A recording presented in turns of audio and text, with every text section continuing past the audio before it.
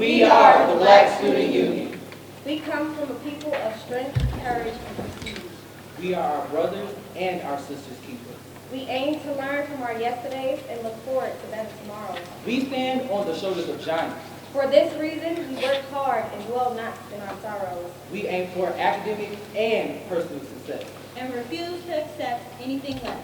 We are proud of our stories. We are proud of our heritage. We are proud and ready to share. We are the Black Student Union.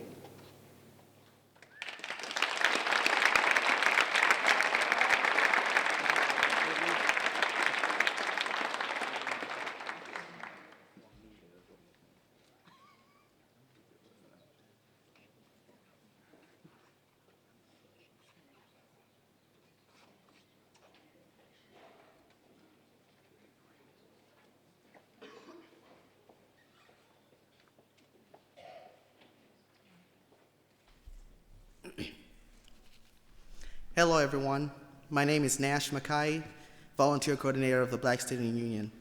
And on behalf of the Black Student Union and the Office of Multicultural Student Engagement, I'd like to thank you all for attending tonight's event. Before I introduce Mr. Wise, I would first like to go over a few things. First, some house rules.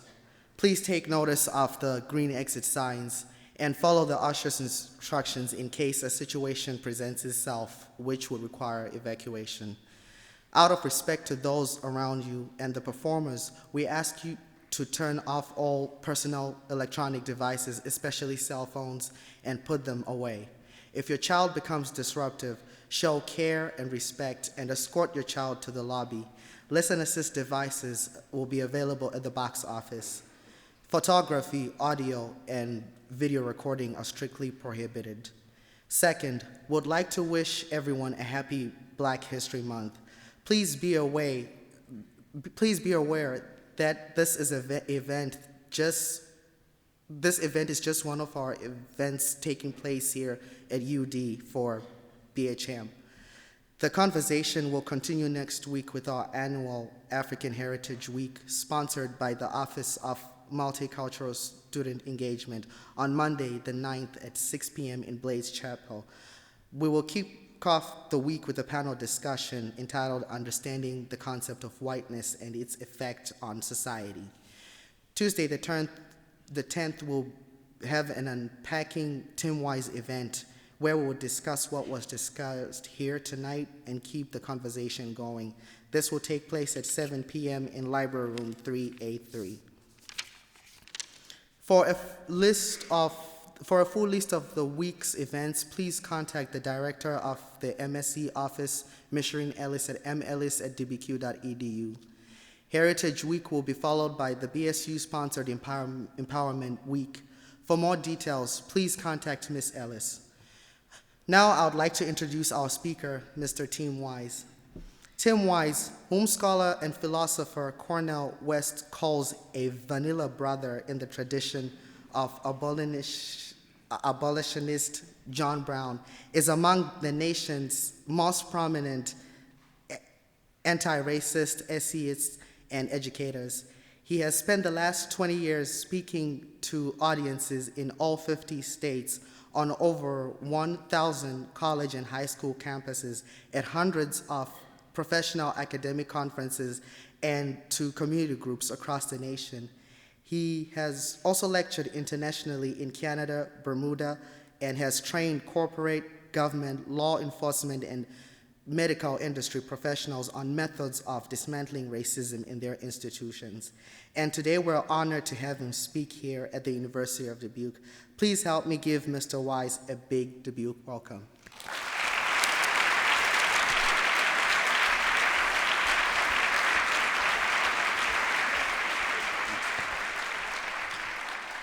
Thank you. Thank you. First, let me say what a huge honor it is to have been introduced by and really led on by and really funded and supported by the Black Student Union here at the University of Dubuque. As you can see, I'm neither black nor a student, so it probably would be odd in the eyes of some that the BSU would be so supportive of an event, but I hope that through this event And through the conversation that will follow from here, a couple of things will happen. Number one, that those of you who are here to hear me, and I appreciate you being here, will be as supportive and as present at the other events that the BSU is putting on throughout this month. Because it is one thing to come and hear the white guy talk about racism. It is one thing to come and hear the white guy talk about institutional injustice. It is one thing to hear the white guy come and talk about institutional white privilege. It is quite another to be comfortable enough to come to the events that every day and every week, every month are taking place on this campus, the conversations that people of color are leading, with or without the white guy in the room, right?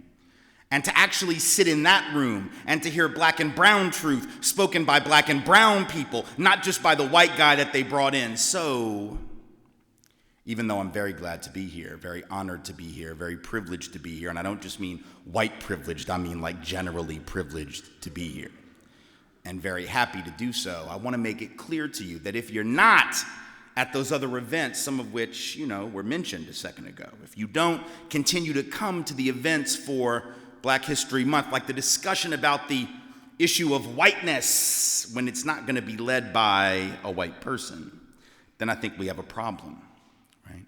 And the real evidence that we have progressed as a society will be when the audiences that come to my talks, and for whom I'm very grateful, and the readers who read my books and read my essays on my blog and all of that, for whom I'm eternally grateful, are just as willing to hear that truth spoken by the people who are really the source of that wisdom. And so, before I get started, let us please once again give a round of applause for the young brothers and sisters of the Black Student Union at this institution, please. Thank you.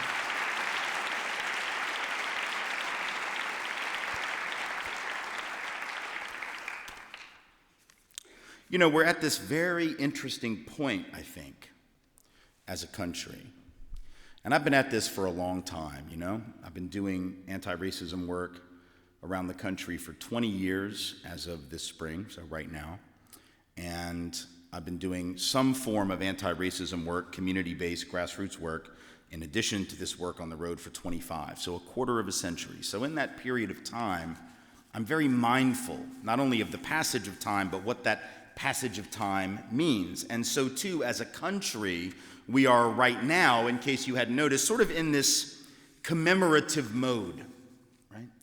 And I say that because we are in this year, 2015, celebrating what? The 50th anniversary of the Voting Rights Act, the 50th anniversary of the Selma to Montgomery March. So if you haven't seen the film, you certainly should. It's a fabulous film that commemorates this long march toward freedom and liberation in this country, still very much unfinished. Last year, we celebrated the 50th anniversary of the Civil Rights Act. The year before that, the 50th anniversary of the March on Washington, the Birmingham campaign, the killing of Medgar Evers, the head of the Mississippi NAACP, in his driveway in Jackson, the 50th anniversary a couple of years ago of George Wallace, the governor of Alabama, standing in the schoolhouse door and insisting that the university should remain segregated then and forever. So the last couple of years, we've been wrapped up in this commemorative mode where we're looking backward in time, and what we're doing is we are saying, essentially, look how far we've come, because that's what commemorations are, aren't they? Like, commemorations are about looking backward and being proud of yourself, essentially. That's not to say we shouldn't do it. We should do it. It's important to mark our progress, however incomplete that progress might be. Nothing wrong with that. And God knows enough folks fought and died for the Voting Rights Act, the Civil Rights Act, the Fair Housing Act in '68, and all the progress that we've made, that it would be untoward of us to ignore that or to act like it didn't matter. Obviously it does. And yet, having said that, there is also danger when we get caught in that commemoration mode, right? Because when you're commemorating all your progress and you're looking backward down the road that you already came down and talking about how far you've come, it's very easy, isn't it, to get caught in a moment and to get trapped in history, not paying attention to the road that still lies ahead of you. So it's sort of like going on a road trip from the tip of Maine at one corner of the country down to San Diego at the other corner, right? Imagine if you were on a road trip with your family, right, from Maine to San Diego. That's a long-ass trip, Maine to San Diego, right? And you get to Kansas, and the parents in the front seat are like, wow, Look how far we've come from Maine. We have made a lot of progress. But you know full well what the kids in the back are going to say, right? They're going to say, yeah, are we there yet? When are we going to get to San Diego? This has been a really long ride. See, children, young people don't care about commemoration so much. It's not that they don't value how far we've come, but young people want to know where they're headed because they're young, and that's the impetuousness and the beauty of youth, right? So those of us who are a little bit older, sometimes we get caught up in nostalgia. We get caught up in looking back and talking about how great it was when everybody marched with Dr. King. Don't believe that for a second, right? White folks will tell you that, though. Every white person I meet says they march with Dr. King. It's funny. They could be like 19. They say they march with Dr. King. How the hell did you march with Dr. King? He was killed when I was 2 months in my mama's womb, so I know you didn't know him, right? Folks are like, oh, I was at the March on Washington. Yeah, but you were like 2, so that doesn't count. You didn't consciously choose to go, right? And I don't even believe you went at all. Like, let's be honest, right? If everybody that said they marched with Dr. King actually did so, we wouldn't have to be here talking about racism in 2015 because we'd have crushed that a really long time ago. So it's like when white folks say they have black friends. Like, no, you don't. No, you really don't. No, you really don't. Right? I mean, you might have black folks you're friendly with. Friendly is not friends, right? Like, let's just be honest. I'm not saying that's true for all of y'all. Like, I know there's some white folks that do have friends of color. I know some white folks actually did date an Asian woman. I know some of y'all actually hang out with Mexican folk, be they documented or not. I know some of y'all got dream catchers in your rear view mirror and think you're actually Native American. I get it. You've been to a powwow. You think you're indigenous now. I get it. I understand. Yeah, see, we got another hour of this, so y'all better strap in. It's going to get worse, right? I know, man, I was one of those people. Hell, I actually went to a black preschool that was at a historically black college, so for a while, I didn't have anything but black friends. So I'm not saying that it's not possible. I'm just saying that it's not likely. There was a study several years ago found that 75% of white people said that they had many black friends. Many, for real? Do y'all know what many means? If you wanted to say you had one black friend, which I might almost believe, you would have said A. If you wanted to say you had 2 black friends, which is pushing it, but all right, I'll cut you slack. I'll assume you're not lying. You would have said a couple. If you wanted to say 3, and now I just don't believe you at all, you're saying a few. So when you say many, you just said you had 4 or more black friends each. For real? 75% of white folks, 4 or more black friends each? Let's do the math. Let's do the math. The year that survey came out, there were 75% of white folks was 145 million white people. That's a lot of white people. 145 million white people who say they have 4 or more black friends each. And there were only 35 million black people to go around that year. I'm not good at math, but I think we have a problem, right? If you have 145 million white people who say they have 4 or more black friends each and there are only 35 million black people to go around, somebody is lying, or some of y'all black folks are incredibly busy running from white person house to white person house to white person house, hanging out with us so you can be our friends and make us answer this survey dishonestly. I'm just saying, I don't really believe it. I'm not even sure why I went there. That's not even in my damn outline. I'm not even sure where that came from. That's like from an old talk that I gave years ago. I just felt like it. I was just in the mood for it, right? So my point being, we get stuck in that commemoration mode. We're looking backward. We're not focusing on what is ahead of us. And I think it's very dangerous to do that, right? To get locked into that mode of thinking, my God, look how far we've come. Oh, my God. We have a black president, everything's cool. I remember getting an email the day after the election of Barack Obama. Some of y'all might have gotten this same kind of email, or you might have had a conversation sort of similar to this one. Right? This guy writes me this email. I mean, it wasn't even 6 a.m. yet, man.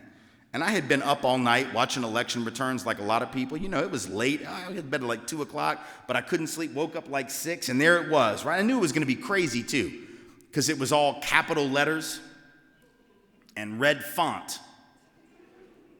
Pro tip, just for y'all tonight, like if I piss you off, and I probably will, at least some of you, and you want to write to me about it, just take the cap lock off. You don't have to scream at me. You don't have to yell in capital letters and red font. Black font will be fine. I'll be more likely to respond to you. But this guy just like wrote this angry, unhinged email, and it started off with, ha, ha, ha, ha, ha. Why? Why you have to laugh at me at 6 in the morning? I don't even know you. And he's screaming at me. And he's like, see, now you're going to have to find a new hustle.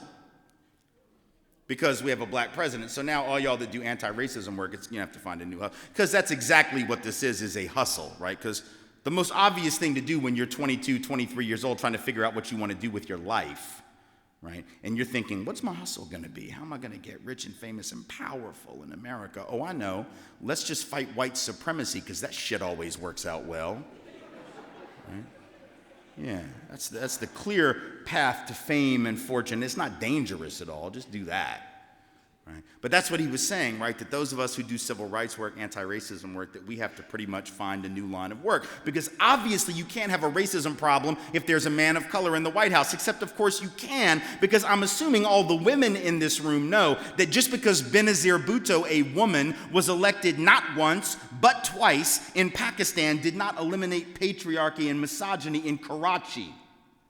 I assume you know that the election of women as heads of state in Israel, India, Great Britain, the Philippines, and Ireland, in addition to Pakistan, did not end sexism, misogyny, patriarchy, or rape culture in those places. But we act like somehow the elevation of an individual of color in a country that was previously so intently set on white supremacy somehow proves the death of white supremacy. That doesn't mean that any more than those women's elevation in those places proved the end of sexism. But we act like it did. Or people will say things like, well, it's not that racism is dead. It's just we really shouldn't talk about it. I've been led to believe there might be certain folks here at the University of Dubuque for whom that is the operative opinion. Well, you know, it's not that it's not out there. It's just we shouldn't talk about it. You talk about it, you make it worse. Folks actually believe that who were at a university? How'd y'all get into college? I'm just being honest. I'm not trying to be an asshole. I'm just saying, like, if you actually think that talking about social problems makes them worse, I'm really sort of worrying about your academic qualifications. Right? I'm just being honest with you. I'm not pulling any punches. Like, if you actually think that talking about social problems makes them worse, why don't we test that theory? It's real easy to test. So let's pretend I wasn't here to talk about racism and white supremacy. Let's pretend I was here to talk about world hunger. And let's say that I started off my talk by mentioning that there are probably, 1.5 billion, 2 billion people in this world who are starving right now for lack of adequate nutrition. Who the hell among you is going to jump out of your seat and be like, shh, don't talk about that, fool. If you talk about world hunger, children will die. That's how that works. You say it and they die. On the other hand, if you would just stop talking about that, food would magically appear on their plates because it's a miracle, right? Who the hell would say? Nobody would say that. But that's what we do about racism. Well, if you talk about it, it just makes it worse. That's like blaming the speedometer on your car for the speeding ticket that you just got. The speedometer didn't cause you to go 80 and a 65. It just transmitted certain information to you. That's all we're trying to do with this dialogue and this discussion. It's all the BSU's trying to do with the discussion about whiteness and the problematizing of whiteness. The conversation didn't cause the problem. The problem necessitated the conversation. So let's not get it backwards, right? But apparently, as a country, we're not ready for that. So we keep doing commemorations. We don't look forward. But there are a couple things we have to look forward about, in part because the civil rights movement, as important as it was, and as much as we must remember it as such, there were a couple things that it didn't really address, right? If you think about it, what did the civil rights movement focus on, right? Focused on, let's say early on, focused on desegregation of schools, so educational equity, right? Getting rid of separate but equal, particularly in regard to schooling. Then it turned its attention to public accommodations, lunch counters, hotels, restaurants, etc. Then it turned its attention to employment, Title VII of the Civil Rights Act, equal opportunity in jobs, right? Then it turns its attention to what? Voting rights and the ability of folks to be able to vote and have the franchise in places where they had been denied the franchise. And then a couple years later starts to turn to housing, right? And the Fair Housing Act gets passed in 1968. So you've got education, public accommodation, employment, voting, and housing. Now, even in those areas, let's be honest, the civil rights movement, though it made major progress and was able to get laws passed to address discrimination in those areas, let's be honest, it hasn't worked. At least not the way we would like. Just like we have laws against robbery, folks are going to get jacked tonight. We have laws against murder, people get killed all the time. We have laws against sexual assault. We have laws against carjacking. Those things still happen. We have laws against petty theft. It still happens. Same thing is true here. We have laws that essentially outlaw discrimination in employment, but according to research by Alfred and Ruth Blumrosen several years ago, we know there are about 1 million cases a year, estimated lowball estimate, of race-based and gender-based job discrimination every year, both of which are outlawed by the Civil Rights Act in 1964. So just because you got a law doesn't mean it goes away. We have a Fair Housing Act for the last 47 years, passed in 1968, the year that I was born, and yet all of these years later, the best estimates we have are that, again, the lowball estimate is that perhaps 2 million times a year, people of color are subjected to differential and discriminatory treatment in housing, whether we're talking about rental units or whether we're talking about mortgage rates, interest rates offered by banks, et cetera. So that stuff still happens even though you got a law, right? We have a Voting Rights Act. We have people trying to repeal it essentially right now. I'll come back to that in a few minutes, right? So just because you have laws in place, we have technically the desegregation of schools and the end of separate but equal, but what do we know? We know that the overwhelming number of schools throughout the country now are starting to resegregate, right? People of color disproportionately in schools that are almost entirely folk of color, white folks in schools that are disproportionately, if not almost entirely white, and the schools that serve children of color are 10 times more likely to be places of concentrated poverty. So the idea that the Brown versus Board of Education decision and all the laws that came after that actually did away with separate but unequal is nonsensical. The evidence says that very little changed. Those schools that serve people of color are far less likely to have the most qualified and experienced teachers. They're far less likely to have honors classes, advanced placement classes, far less likely to have the most advanced curriculum, right? So even in those areas where the movement focused attention, we still have a lot of work to do, but there are 2 areas where the movement didn't really focus at all. And this is not meant as a criticism against them. You have to pick your battles in certain times and places, so I get it, right? You try to move incrementally through certain arenas, and I understand why they did that. But the problem is, because they did not address these 2 areas that I want to mention to you tonight, those areas are today perhaps the least affected by the civil rights movement that we remember, the least affected by the movement that we're commemorating 50 years later, right? Those 2 areas are the areas of wealth, right? Not just income and occupational status and jobs, but actual wealth accumulation. Wealth, much more important to cementing one's opportunity in the world than just income. Anybody can have a job that pays a decent income, but if you don't actually have assets, if you don't have the ability to build assets, the ability to pass that down to your children, the ability to actually have the power to start your own business or fund your children's college education becomes far less. And then the second arena, the criminal justice system, right? An area that was focused very little, if at all, upon by the civil rights movement. Let's deal with those one at a time. Wealth. So here's an interesting fact. In 1865, right at the end of the Civil War, right after the emancipation of African peoples from enslavement, black folk in this country owned half of 1%, 0.5% of all the land in the United States. Half of 1%. By 1990, and still today, it hasn't changed since 1990, black folks own 1% of all the land in the United States. Now, I suppose if you're being particularly optimistic, you might say to yourself, well, I can look at that as a major progress. Black folks' share of the overall land of the U.S. has doubled. See, you say it like that, it sounds really good, right? Black folks' share of land has doubled. But when you realize it's a doubling from 0.5% to 1%, that's not so impressive anymore, right? And particularly when you consider that black folk, I'm pretty sure, did more than 1% of the work in this country. I'm fairly confident black folk did more than 1% of the labor in this country, but they have 1% of the land in this country. Right now, the typical white family in America has 20 times the net worth of the typical black family, 18 times that of the typical Latino family, 60% more than the typical Asian American or Pacific Islander family. That's not because we worked harder. Hell, back in the day, white folks prided ourselves on not working at all. I'm from the South. My people had a whole goal in mind. You know what our goal was? To sit on the porch and drink mint juleps and sweet tea and not have to work at all because we could get black folk to do the actual labor for us. That was how we rolled. We believed that they should do the hard work, and if you worked hard, you were nothing but a slave. And so ultimately, you had a bunch of rich white folks, the biggest, laziest slackers in the history of the universe, sitting up on the porch saying that black people were lazy. Wow, let that roll around in your head for a minute. People that prided themselves on not working. In my new book, which will be out in a couple of months, I have a quote from one of these wealthy planters in South Carolina where he said, after the abolition of enslavement and the end of the Civil War, when he was going to have to actually work himself, when he wasn't going to be able to get black folks to do it for him, he said, "I've never done a hard day of work in my life, and I don't know where to begin." So sorry for you, right?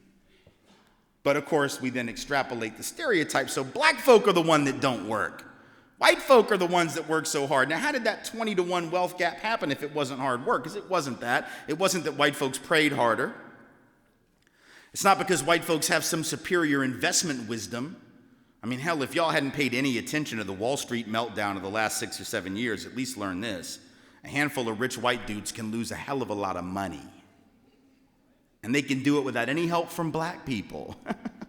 They can do it without any help from Mexicans, be they documented or not. No Asian American folk, no indigenous people, right? Just a handful of the richest, smartest, highest SAT having white people on the planet with MBAs and all that from the Wharton School, whatever the hell that's worth, right?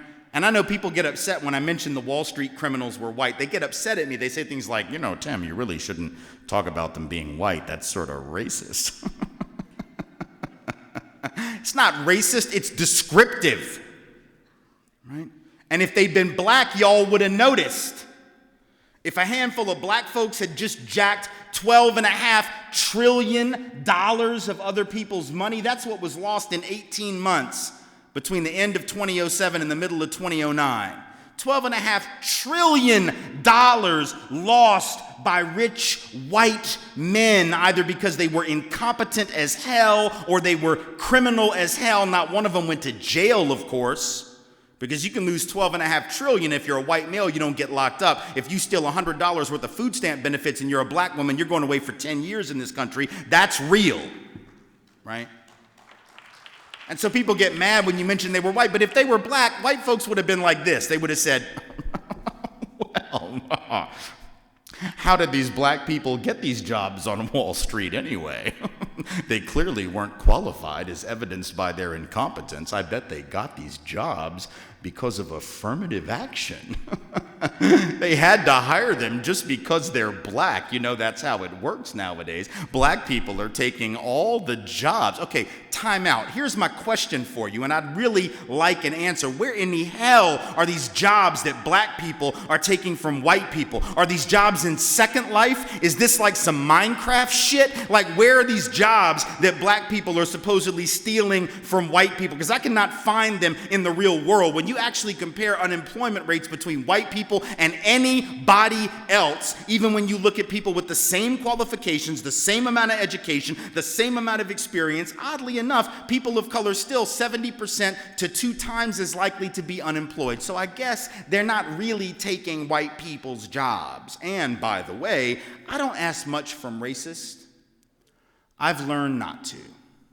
I've learned to have incredibly low intellectual standards and hurdles for people who are racist. But here's my advice. If you're going to be one, all I ask is that you be consistent. It seems like a fair argument. I just want no moving targets. Here's what I need. I need people to pick their prejudice. You cannot say on the one hand that black and brown folks take all the jobs, and then out of the other side of your mouth say that black and brown folks are lazy and don't want to work. You got to pick one.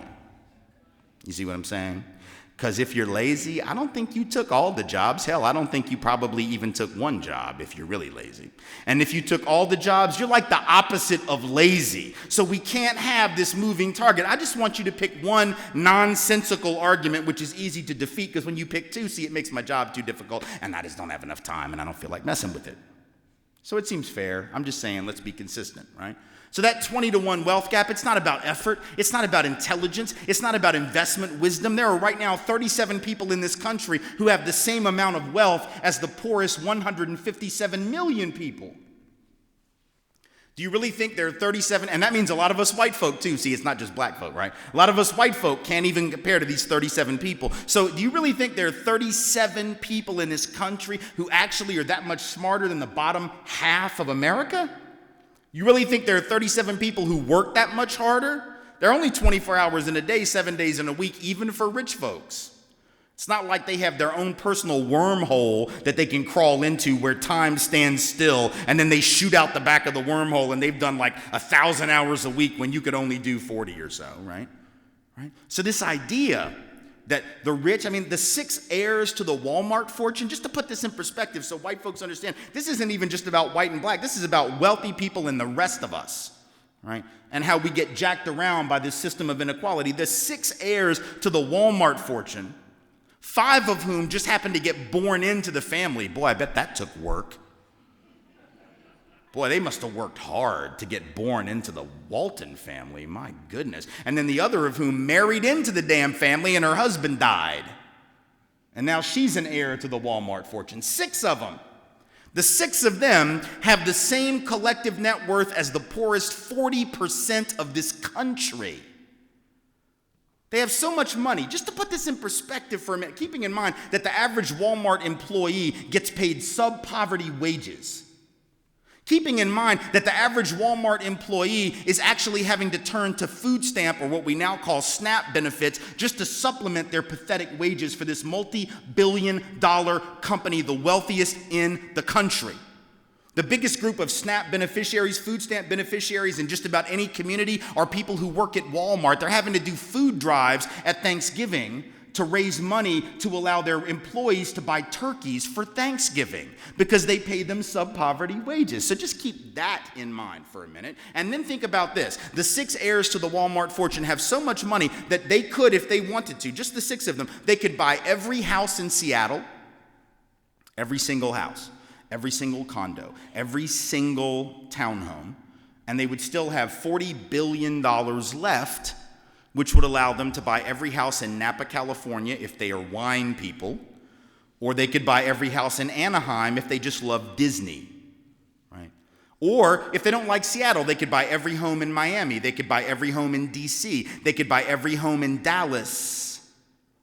They have so much money that if you took all the other really rich people that you think are rich and put them together, they'd still have more.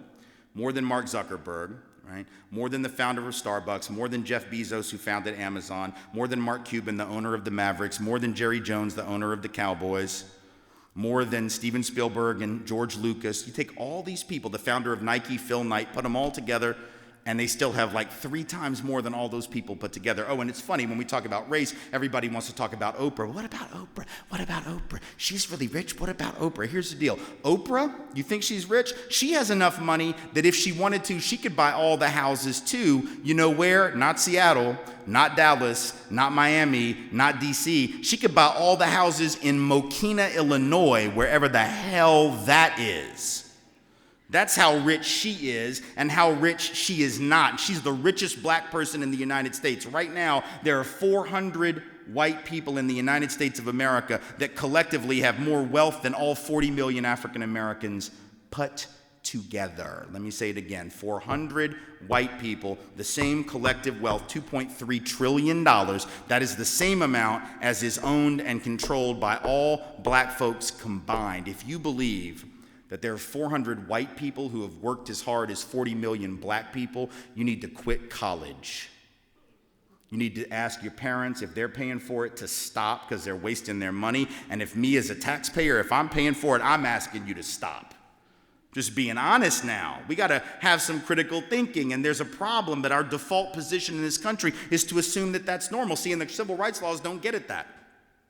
Because the civil rights laws only look at deliberate discrimination. How did that 20-to-1 wealth gap happen? Real simple. Certain people had a head start. When you've had a head start, you get to accumulate stuff, and you get to pass that stuff down. If I've had a 5-lap head start in an 8-lap race, I'm across the finish line first. That's how that works. Doesn't mean I was a faster runner. Doesn't mean I was more committed to my sport. It just means that I had a head start. Right? So if folks have had a head start, they're able to accumulate. And see, the deal is, white folks were allowed to accumulate stuff when people of color were not. In 1862, President Lincoln and Congress passed the Homestead Act, right? What did that do? It opened up like 245 million acres of essentially free land. Guess to whom? White people. Guess what? In states like Iowa and all around the country, particularly west of the Mississippi, though not exclusively so. 245 million. So a lot of folks that got farms and ranches got that because of the loving hand of the government. It wasn't because of the free market. It wasn't because they were harder working. It's because the government said, we will set aside 10 acres for you, or 50 acres, or 120 acres, up to 120 acres for like $10. But if you were black, or if you were Mexican and that used to be your land and they kicked you off of it, or if you were indigenous to this continent and they stole that land from you, you weren't getting any of that. So see, government made that possible, right? But these are the same folks who will say, I never got anything from government. Yeah, except the farm, except the ranch, except the GI Bill that you got after World War II that GIs of color were routinely denied benefits from, other than the FHA loan that the government also created starting in 1934 and which whites were able to access when people of color could not for like 30 years. Other than all of those things, you never got anything from government. See, we've all benefited from the intervention by the government in the market, but only some people are honest enough to own it. And a lot of other folks have been encouraged to believe, oh no, I did it all on my own. Nobody did it all on, unless you were raised on an island by wolves, you didn't do it alone. Right? And none of us were. We all had help, and we didn't earn any of that help. I remember having a conversation with a young man, 16, at a prep school in Massachusetts, several years ago, right? And he said, I'd given a talk about, sort of similar, we're talking about white privilege and racism, and he got real pissed, and after about 30 minutes, we did the Q&A, and he said, oh, are you telling me that the only reason I'm at this college, at this high school is because I'm white? I'm like, no, man, that's not what I'm saying at all. I'm sure you worked hard. I'm sure you earned your way in. It's all good. I'm not mad at you at all. And he said, well, I just want to make sure because, my dad worked really hard. My dad worked 50 hours a week. We grew up poor. My father didn't even go to college. He barely finished high school. He worked in the mills for 50 hours a week. And he went on and on and on about his dad and how hardworking his dad was. And when he was done, I said to him, okay, number one, your dad sounds amazing, right? Honestly, like your dad sounds incredible. I didn't have that dad, man. My dad was an alcoholic and an addict. So I really respect that you had that father, and I hope that you really are grateful. You sound grateful, and you should be grateful, because that sounds like an incredible man, and I'm really glad you had that. But here's my problem, and I don't mean any offense by this, is what I said to him. I said, here's the problem. I don't know what that has to do with you. You're 16. You have done nothing but get born to that man. And unless you believe that you earned that in a past life, and this was a Catholic school, so I knew he wasn't going to say yes, then the fact that your father worked really hard means one thing and one thing only. St. John's Prep in Danvers, Massachusetts should immediately admit your father as a student in the high school. But not you, unless you believe that you're somehow entitled to take it. Because how is that any more just than the government intervening to help you? Just because you got born to the right family, how is that justice? It's not. There's no philosophical principle upon which you can hang that as being earned or entitled or justified, but that's what we do. So this wealth disparity is a real problem, because what it means is certain people, regardless of their own effort, will continue to be ahead, and other people, regardless of their own effort, will continue to lag behind. And that creates all kinds of problems, because it means that people of color are less likely to be able to start their own businesses, less likely to be able to afford, whether it's health care or college education for their children. So ultimately, we just end up perpetuating injustice, even if we close the gaps in terms of income, which we've done to some extent, not enough. We've done it a little bit. Those problems remain. So we have to talk about that. We got to really talk about what it means that certain people have had a head start in the accumulation of stuff and other people have been left out. Secondly, criminal justice system. Here's the deal. Civil rights movement didn't touch this. In 1964, 2/3 of all the people locked up in this country when the Civil Rights Act was passed were white, and 1/3 were people of color. Today, 2/3 are people of color and 1/3 are white. Now, there are only two possible explanations for this phenomenon. One, I suppose, is that sometime around 1965, white folks woke up from some deep criminal slumber in which we had been ensconced and said, oh my God, we have been committing all of this crime. What is wrong with us? Holy hell, we should really stop.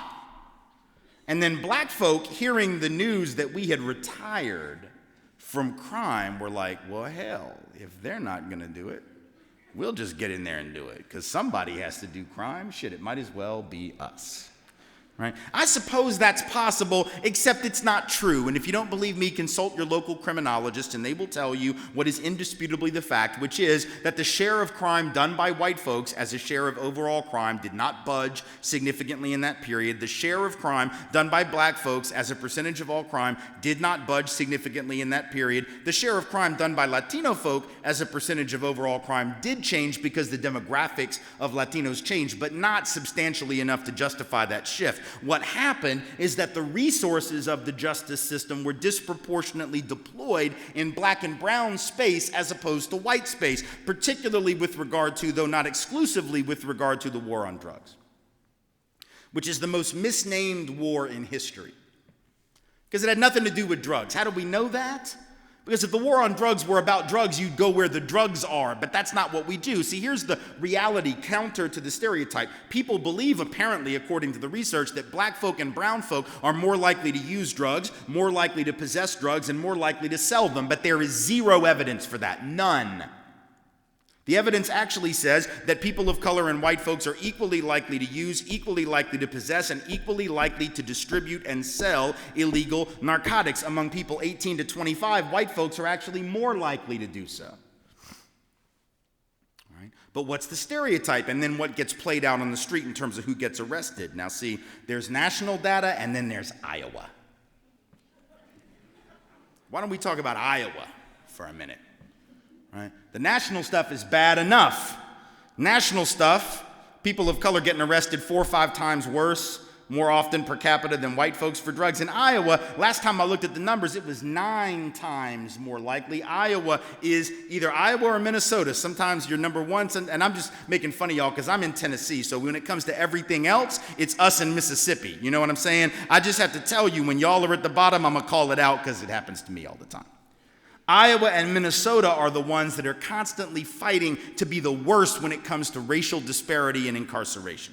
9 times more likely to be incarcerated for a drug offense if you're black in this state than if you're white. That's not because black folks are 9 times more likely to use, possess, or sell drugs. They're not even 1% more likely. They're equally likely to use, possess, and sell, but 9 times more likely, that's 800% more likely to be incarcerated on a drug-related offense. Nationwide, 4 times more likely black and brown folks to be arrested for weed, even though white folks smoke weed just as often. In fact, here's the deal. Let's just forget the statistics. I know that's interesting for some people. Y'all might be writing that down, or I hope you remember it. That's cool. It's good data. You get in a debate, you can use that, whatever. But it's not even the point, right? The numbers don't even matter. I knew that the war on drugs wasn't about drugs before I ever looked at the data. How did I know that? Simple. From personal experience. And I can tell you this now because the statute of limitations has expired on that shit, see? So I can just own it. Right? If the war on drugs were about drugs, I don't really know who'd be giving this talk to you, but I know it wouldn't be me, because they don't let you Skype in a lecture from prison. And that's where I'd be if the war on drugs were really about drugs. And I'm not saying that to brag. I'm not trying to encourage drug use. Just say no. Just say no. Don't do it. Don't do it. And my asthma came back, so I can't do it anymore. So don't even ask. I don't have any. I'm not carrying. I got nothing. Right? I'm just saying. Right? Those of us who are white know that we can push that envelope of illegality, that we can get away with things and never be suspected. When I was in college in New Orleans in 1986 and 1990, my freshman year, we lived on a dorm hall at Tulane, where I was in school. There were 2 black guys on the hall, one of whom smoked weed, one of whom didn't. Right? But even the one that smoked weed didn't want to hang out with us when we were smoking, because he was too afraid he was going to go to jail. Right? Because we were crazy about the way we would smoke weed. White folks apparently so privileged, we can't just smoke a joint. Oh, no. We can't just do that. We got to have high technology. We got to have all kinds of crazy stuff. We got to have 3-foot bongs because, a weed would not get you high enough if it was just a joint. You can't do that. You can't have a blunt. That's not even big enough. You got to have 3 chambers of glass. And then you have to attach a damn gas mask to the 3 chambers. So we had a gas mask that we got at the Army surplus store, we were in a chemical warfare zone, and we were attaching that with some damn duct tape to the 3 feet of bong chamber so that we could now have 4 feet of bong chamber so we could get really high. And you can imagine the black dude on the hall was like, what in the hell are y'all doing? Like, I don't even want to be in the dorm when y'all are getting high, because if they come, they will arrest me. I will go to jail. Y'all will go to rehab. My mom will kill me. You'll be back in college in 3 months. Right? So we knew that we could get away with things that they could not, because the war on drugs is not about drugs. It's about control of certain populations. It is about enforcing the law one way for some and not the same way for others. And it's not just drugs. Hell, I remember living in New Orleans during that time after I graduated from college. I was living in a house with a bunch of folk. And 2 things happened in the course of like 2 weeks that really demonstrated the disparity of the system, right? So one day, this was the year after I graduated, but I was still dating a woman who was a senior in college up at Tulane. So one afternoon, I was getting ready to go pick her up, and we were going to go to lunch. And I went out to get in the car, which was her car. She lived with me and all these folks in this big house. And I was going to go pick her up. So I tried to get into the car, and I realized I locked my keys in there. I'm like, damn. So, man, I got like 10 minutes to get up there, and I locked myself out. The keys are right there. I can see them, but I don't have a spare set. So I run back into the house to get a coat hanger, because back in the day, you know, the old cars, they had the little button. You could just pull it up with a coat hanger. Now I know it's all on the door, but y'all just have to trust me, the younger folk in the room, right? So you could put a coat hanger in there, and you could pull it up, and you could get in. So I tried. I kept pushing it in. I could not get it to come up. All of a sudden, a cop rolls up, white cop, New Orleans Police Department, jumps out. Now, freeze the image just for a minute. What would be, I don't know, the logical thing for an officer to say when he's just come upon a young man, 23 years old, clearly trying to break into a vehicle? I mean, that's what I'm trying to do. I'm trying to break into a vehicle. He has no idea if it's my vehicle. He has no idea. The first thing you might ask is this your car? And can you prove that it's your car, that you have some legal right to be trying to enter this vehicle? Can I see your identification? Can I see the license? Can I see the registration, the title, whatever else, right? He doesn't ask any of that. He gets out of the car. He says, hey, what's going on here? I said, well, I locked myself out of the car. I'm trying to get up to pick up my girlfriend up at class. You know, she's getting out in about 5 minutes. And instead of asking me for any proof, he looks at me and he says, well, you're doing that wrong. I was like, doing what wrong? Trying to steal a car? Like, as far as you know, I'm stealing this car. What do you mean I'm doing it wrong? He says, yeah, that's no way to break into a car. Let me show you the right way to break into a car. He then goes to his trunk. He pulls out a long metal rod called the Slim Jim. He tries to break in that way through the door frame.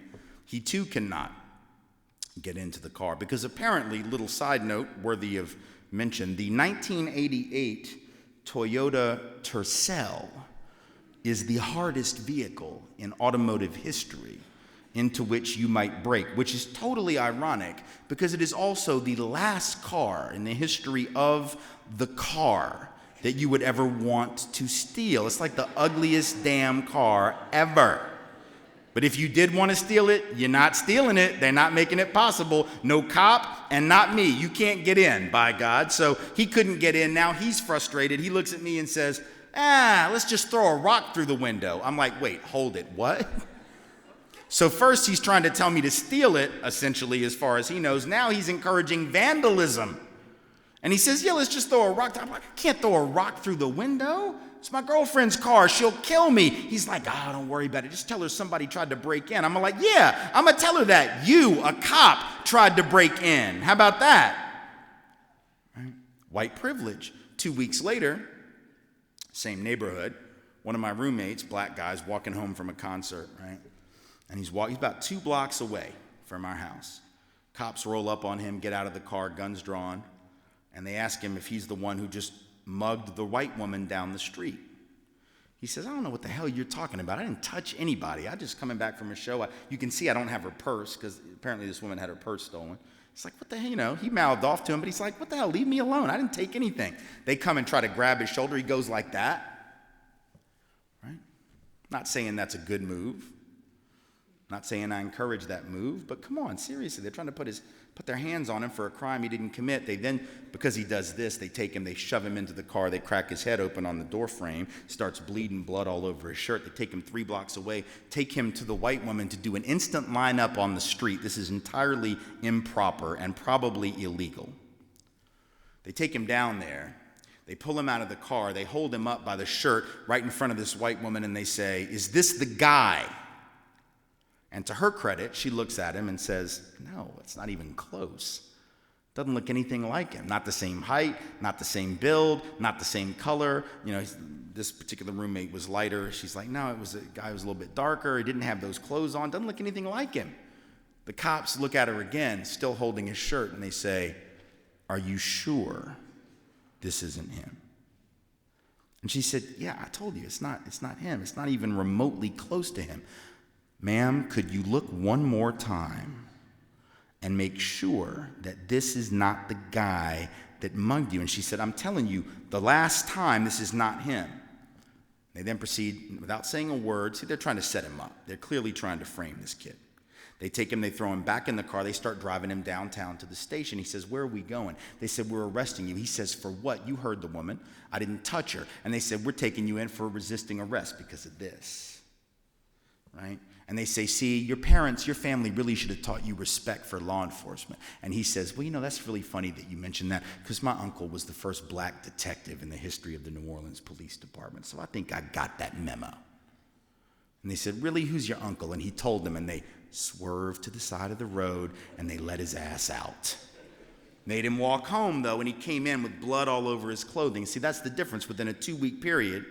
Right? White dude, for all they know, breaking in, stealing a car. They're helping me take it, for all they know. Black dude just walking home while black is accused of mugging somebody and is about to be arrested for a crime that he did not commit. So you see, again, we can look at all the studies and the research and the data. Sometimes we don't even have to do that. Let's talk about what's going on right now, though, right? Because it's not just the drug war, disproportionate incarceration for narcotics.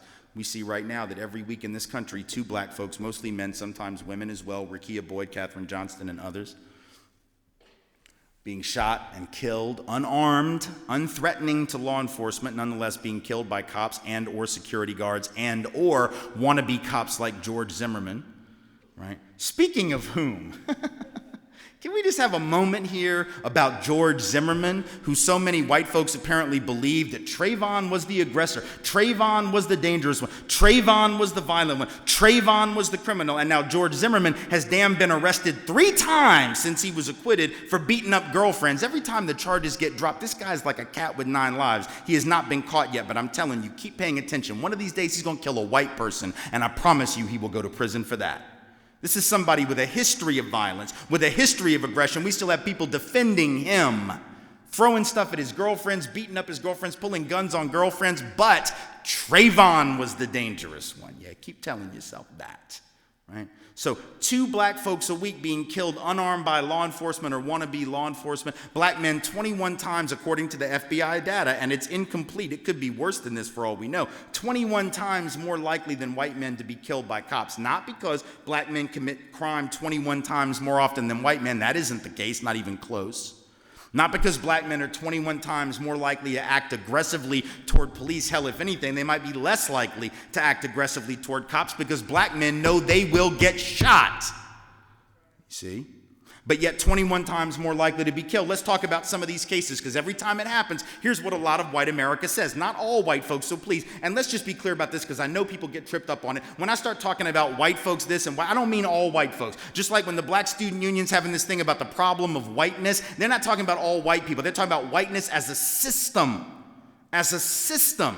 And so if what we're talking about doesn't apply to you, why are you getting upset, Buttercup? No reason to freak out, no reason to get upset, no reason to trip, right? If it doesn't apply to you, don't have to get defensive, okay? That's just a little asterisk, little footnote, just keep that shit in mind forever, okay? Right? So every time white America says, and by that I just mean the majority of white folks, according to surveys, I'm not making it up, it's what white folks say. It's what my people say. Right? Whether it's all of my people or just the bulk, it's still a problem. White folks are like, well, what did they do to deserve that? They must have done something to provoke the police. I don't know. Let's think about it. What did Eric Garner do in Staten Island? What did he do? He was selling, according to the accusation, loose cigarettes. But now here's what's interesting about that. Well, number one, selling loose cigarettes, not a capital offense, oddly enough, even in Staten Island. Right? Though they might like to make it one, actually not punishable by death. Strange. I looked it up. That's number one. Number two, they didn't actually find any loose cigarettes on his body when they had to send that body to the morgue. So either he wasn't selling them or he just had a really good day selling them before that whole getting killed part, right?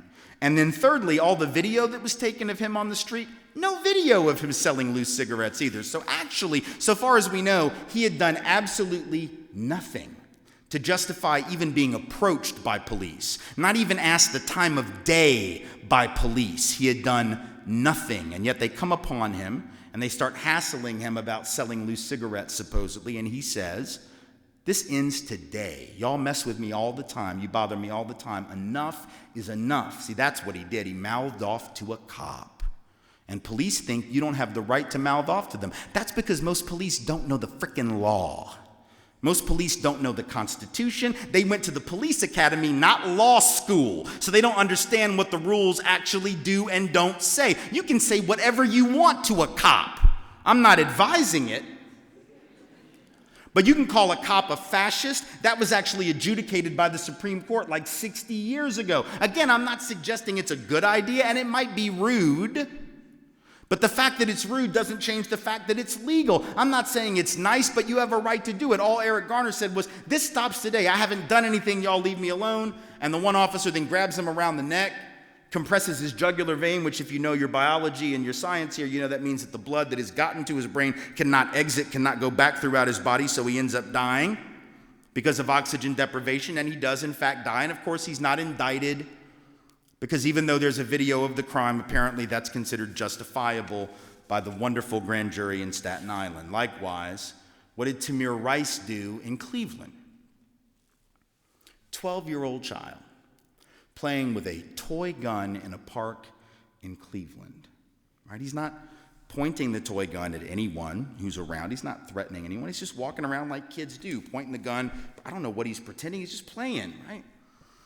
And his sister is with him hanging out in the park, but they're really not doing much. He then puts the toy gun back in his waistband and goes sit down under a gazebo, and he just sort of sits there and he's hanging out, puts his head down for a minute. He's tired, whatever. I guess it's almost time to go home. And apparently somebody saw him with the toy gun playing with it, called the police, and said, "Look, there's this kid, I think he's a juvenile, and I think it's a toy gun, so I don't think really need to worry about it, but you just might want to go check it out."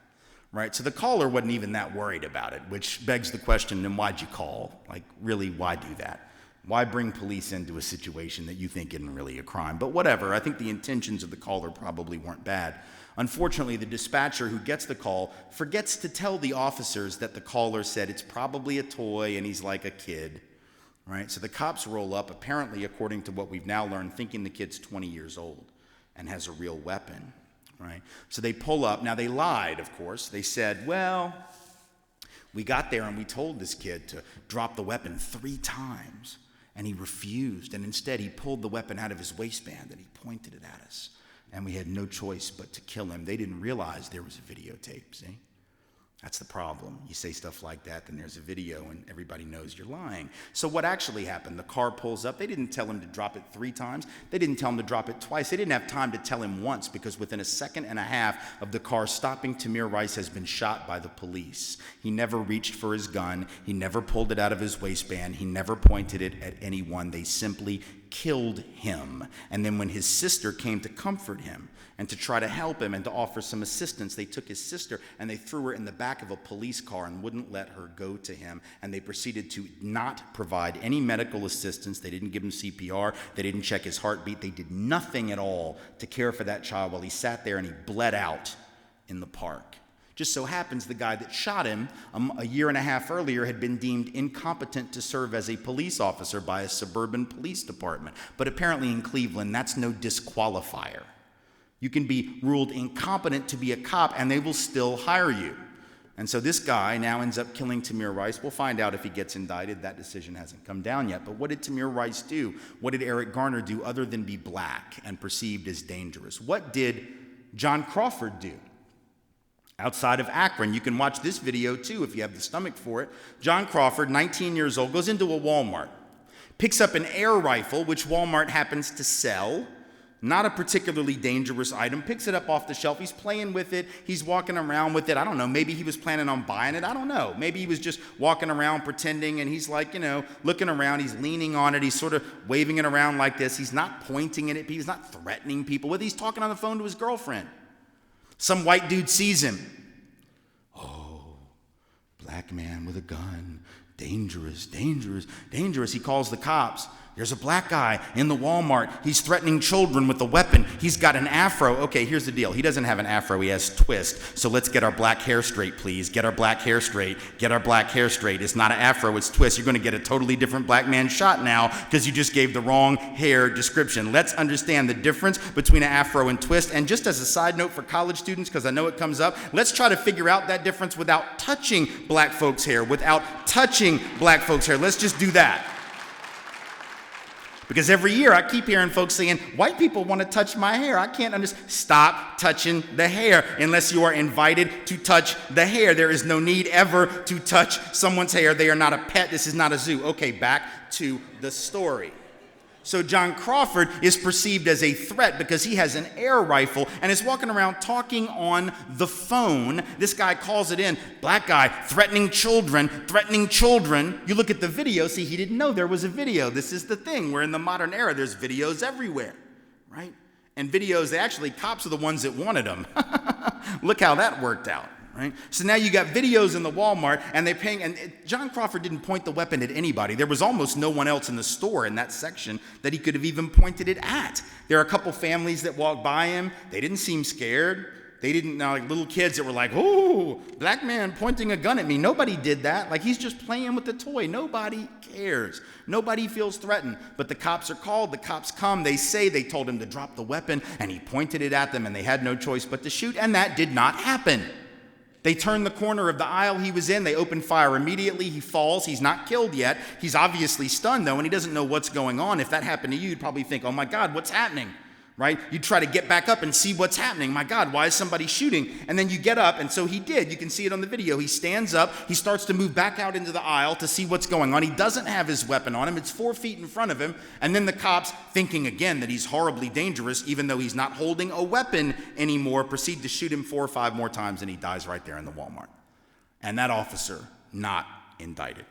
Just so happens that officer is the only officer in the history of that department, which is a suburban police department outside of Akron. He's the only cop in the history of that department to have killed anyone in the line of duty. And oddly enough, he's now done it twice, because he did this again a couple of years earlier. And he also didn't get fired, and he also didn't get punished, and he also didn't go to jail, right?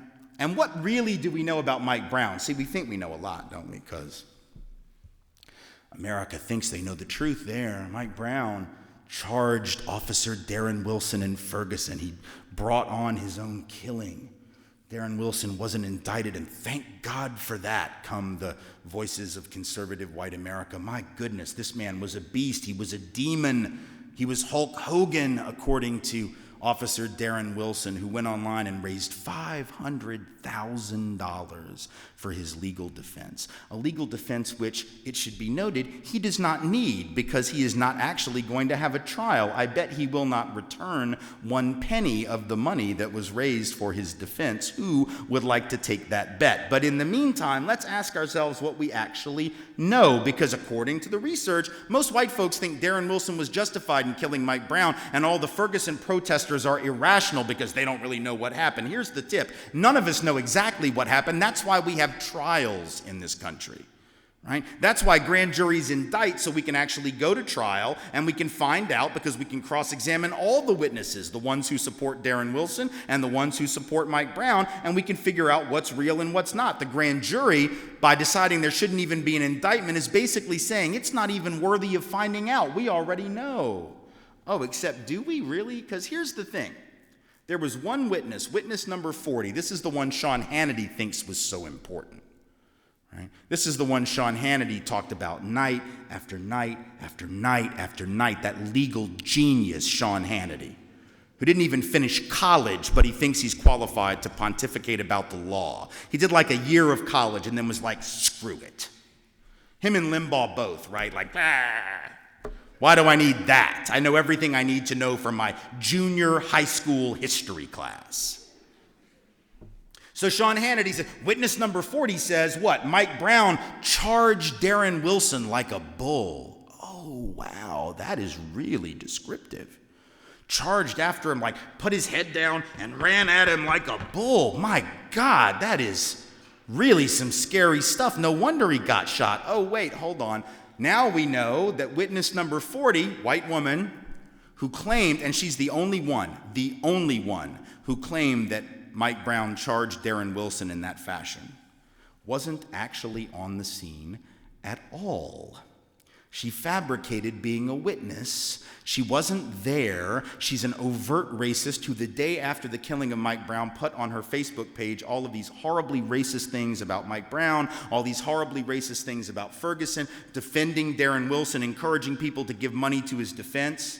Right? And then she decided at some point a few days in that she was going to pretend that she'd been there and try to sweeten his argument because Darren Wilson was saying, he was coming at me, I had no choice. So she decided, man, how can I make that even better? Oh, he wasn't just coming at you, he was charging you like a bull. Oh, yeah, let's go with that. And then the chief prosecutor, Bob McCullough, who knew, here's what really gets deep. Bob McCullough now is on record as admitting he knew her testimony was false. He knew she was lying, and he still let her testify to the grand jury. That, my friends, is called suborning perjury. That is illegal. That is something for which any lawyer should lose their license and probably be prosecuted for a very substantial crime. But I bet that won't happen. This is a prosecutor who didn't want to prosecute this cop. That's why he went to the grand jury and presented false evidence that would help to clear him. Mike Brown didn't charge like a bull. And here's the thing, even putting aside that this witness is a liar and an overt racist, can we just think about it rationally for a minute? I just want us to think about this because I'm fascinated by how anyone could believe Darren Wilson's story. And apparently most white Americans do. And I just want to understand this because it makes no sense to me whatsoever. Maybe I'm missing something, so let's play a game, shall we? Let's look at this case, the killing of Mike Brown in Ferguson, through a lens that is the most favorable lens possible to Darren Wilson. Right? What does Darren Wilson say happened? Well, he came upon these two guys, Mike Brown and Mike Brown's friend, and they're walking in the middle of the road, right? And he tells them very politely, gentlemen, could you please get up on the sidewalk? Yes, I'm sure that's exactly how he said it. But again, we're pretending for the sake of argument in the light most favorable to Darren Wilson. So he says to them very politely as he hands them a lollipop, gentlemen, would you please get up on the sidewalk? And of course, they cuss him because that's just what black folk do. Right. So they cuss him and they tell him screw off or F you or whatever, and then he's angry and then he's like, he pulls away and then he comes back, according to his testimony, and he's ready to get out of the car, and Mike Brown is standing right at his door and just sucker punches him through the window. Again, I gotta be honest, I'm having a hard time envisioning this because at some point you gotta ask yourself, if you're a black dude and you're confronted by a white cop like anywhere in America, what about you would think, you know what's a great idea? I'm gonna hit this cop through the window. I'm sure I won't get in trouble for that. I'm sure he won't arrest me, I won't go to jail, and he would never shoot me. Why would anyone think that? But again, we're pretending because we're trying to envision this scenario in the light most favorable to Officer Darren Wilson. So let's say Mike Brown thoroughly irrationally just says, oh, cop, okay, the law doesn't apply today. Bam, I hit you in the face. My God, that must be horrible. That's a horrible crime. If that happened, he should certainly be arrested, no doubt about that. It's not a capital offense, but it's certainly an assault, and that's wrong. So at that point, Darren Wilson, now very afraid, pulls out his gun. Apparently it discharges and it shoots, either deliberately or not, shoots Mike Brown in the hand. This much we know. This is what Darren Wilson admits. That the gun goes off and he hits Mike Brown in the hand. Now Mike Brown is bleeding. Now, let's think about what happens at this point. Mike Brown, having been shot, now knows two things for sure. Number one, oh, this police officer has a gun. Just in case he didn't know that yet, just in case he was under some illusion this was the one cop in America that doesn't have one.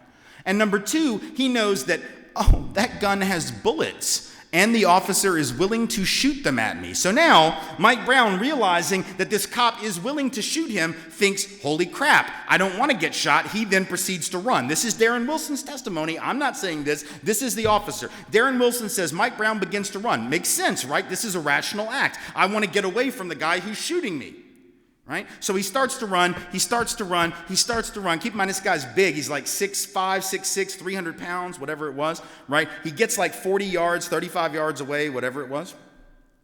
And then, according to Darren Wilson, turns around and starts to charge him. In the words of Witness 40, like a bull. That wasn't Darren Wilson's phrase, but you get the point. Now I want you to think this through with me.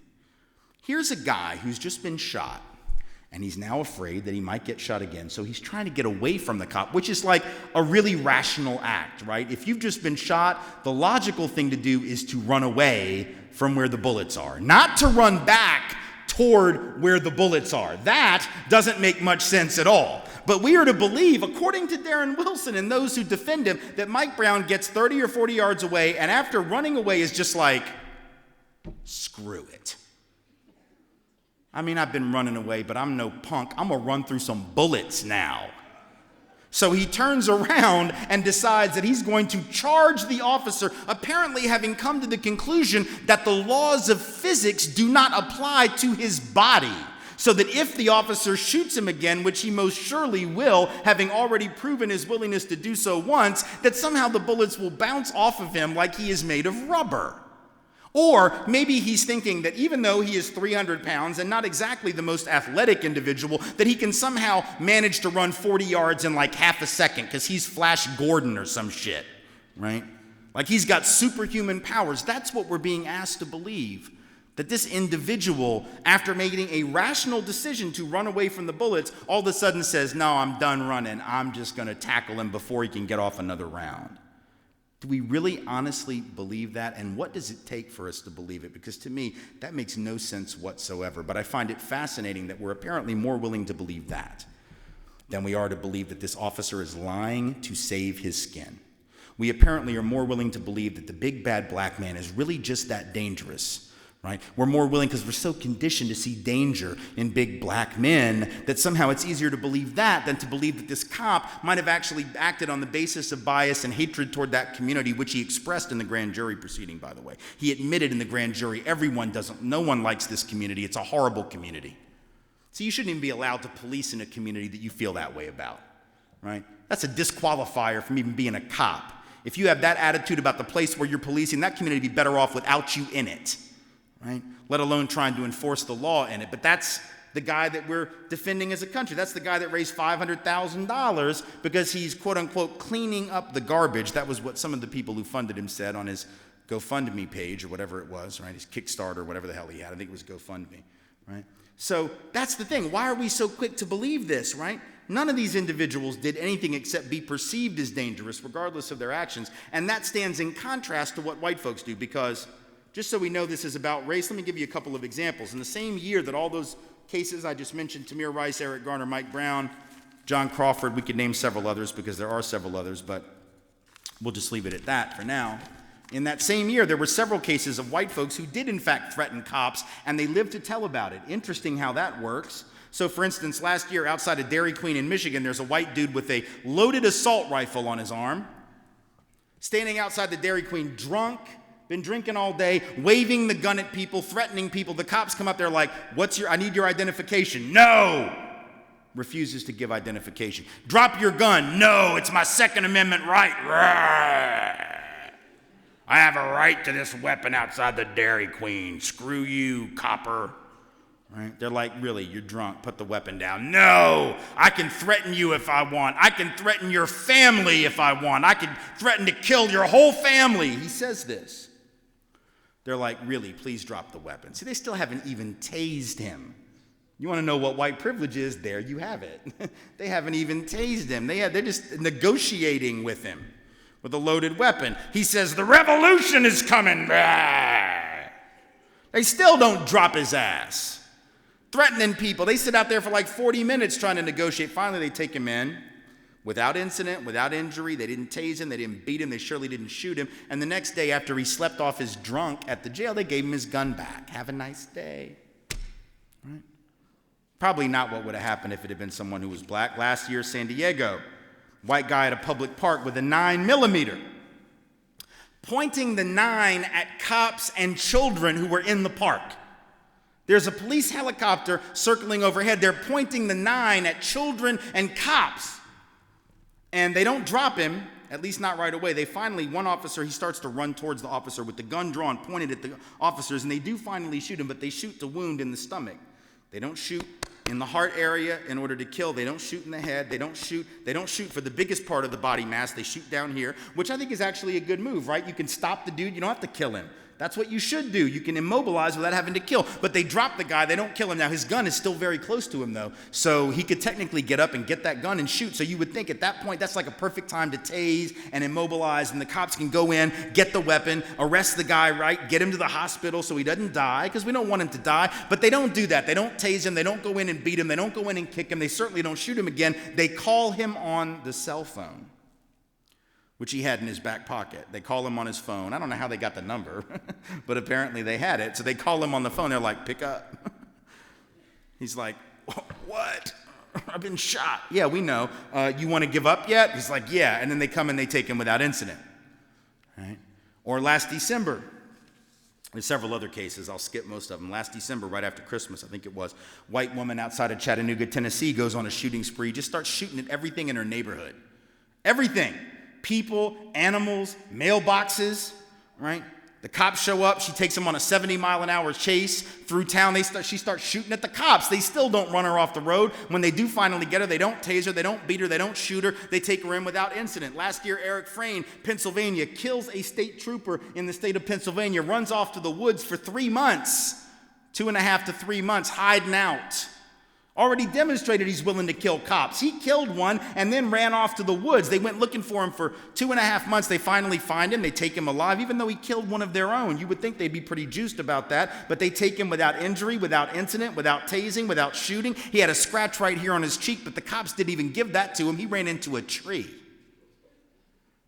Best case, April last year, New Orleans, Louisiana. White dude accused of or suspected of armed robbery is surrounded by 3 New Orleans police officers, points a weapon at them. They point their weapons at him. They got this standoff, right? And the cops say, drop your weapon, sir. Once again, white privilege, right? Because if he's black, they don't tell him to drop anything. They just shoot him, right? You're pointing a gun at an officer in New Orleans, Louisiana, and you're a black man, you're dead. You're no longer a carbon-based life form in the morning, I promise you. White dude points a weapon at the cops. They're like, sir, please drop your weapon. Not only does he not drop the weapon, here's what he does. He looks at them and says, no, you drop your effing gun. For real? You get to tell a cop to drop his effing gun? And then they don't shoot you again? And instead the cops are like, no, really, you. And they're like, no, you first. They're like, no, really, you. We'd like for you to start. No, you should start. No, age before beauty. No, what the hell is this? Is some bad sketch comedy routine? Is Abbott and Costello? What the hell is going on? They still don't hurt him. They take him in without injury, without incident, without shooting him, without killing him. Right? White privilege. This is about the differential treatment of people in our justice system. This is something about which a decent people cannot remain silent. This is about a system that we celebrate as being the greatest system on earth, and this is still going on now. So here we are 50 years later, commemorating all these accomplishments, as well we should, and not paying attention to these details, or the fact that right now, here we are 50 years out of the Voting Rights Act, you got people trying to make it harder to vote. So we're trying to roll that back. It's not just the justice system. We got folks trying to say things like, well, you know, we need photo identification to vote, and all this voter fraud, people are voting. Really? You know how many cases of in-person voter fraud have happened in the last 15 years? 31. 31 cases in the whole country of voter fraud that having a photo ID might have prevented. You can't even steal an 8th grade student council election with 31 votes, let alone a presidential race. Folks are like, well, we ought to have an ID to buy beer. Why don't you have to have an ID to vote? I don't know, because beer is not a guaranteed right. Beer is not something for which people fought and died, right? Maybe this is a little bit more important, right? The idea that you should have to have an ID is only important if you actually can demonstrate that there's real fraud. But who's going to commit voter fraud? Who actually goes out and says, hey, if I vote 3 times, my guy might win? What election is so close that if you vote twice, you're going to break the tie with that second vote? That's not even rational, right? There's never been an election like that ever, anywhere, but people keep saying it. So if it's not about voter fraud, why are they really interested in having you have a photo ID? What would be the reason? Well, who are the people less likely to have one? Poor folks, because they're less likely to own a car, so they're less likely to have a driver's license.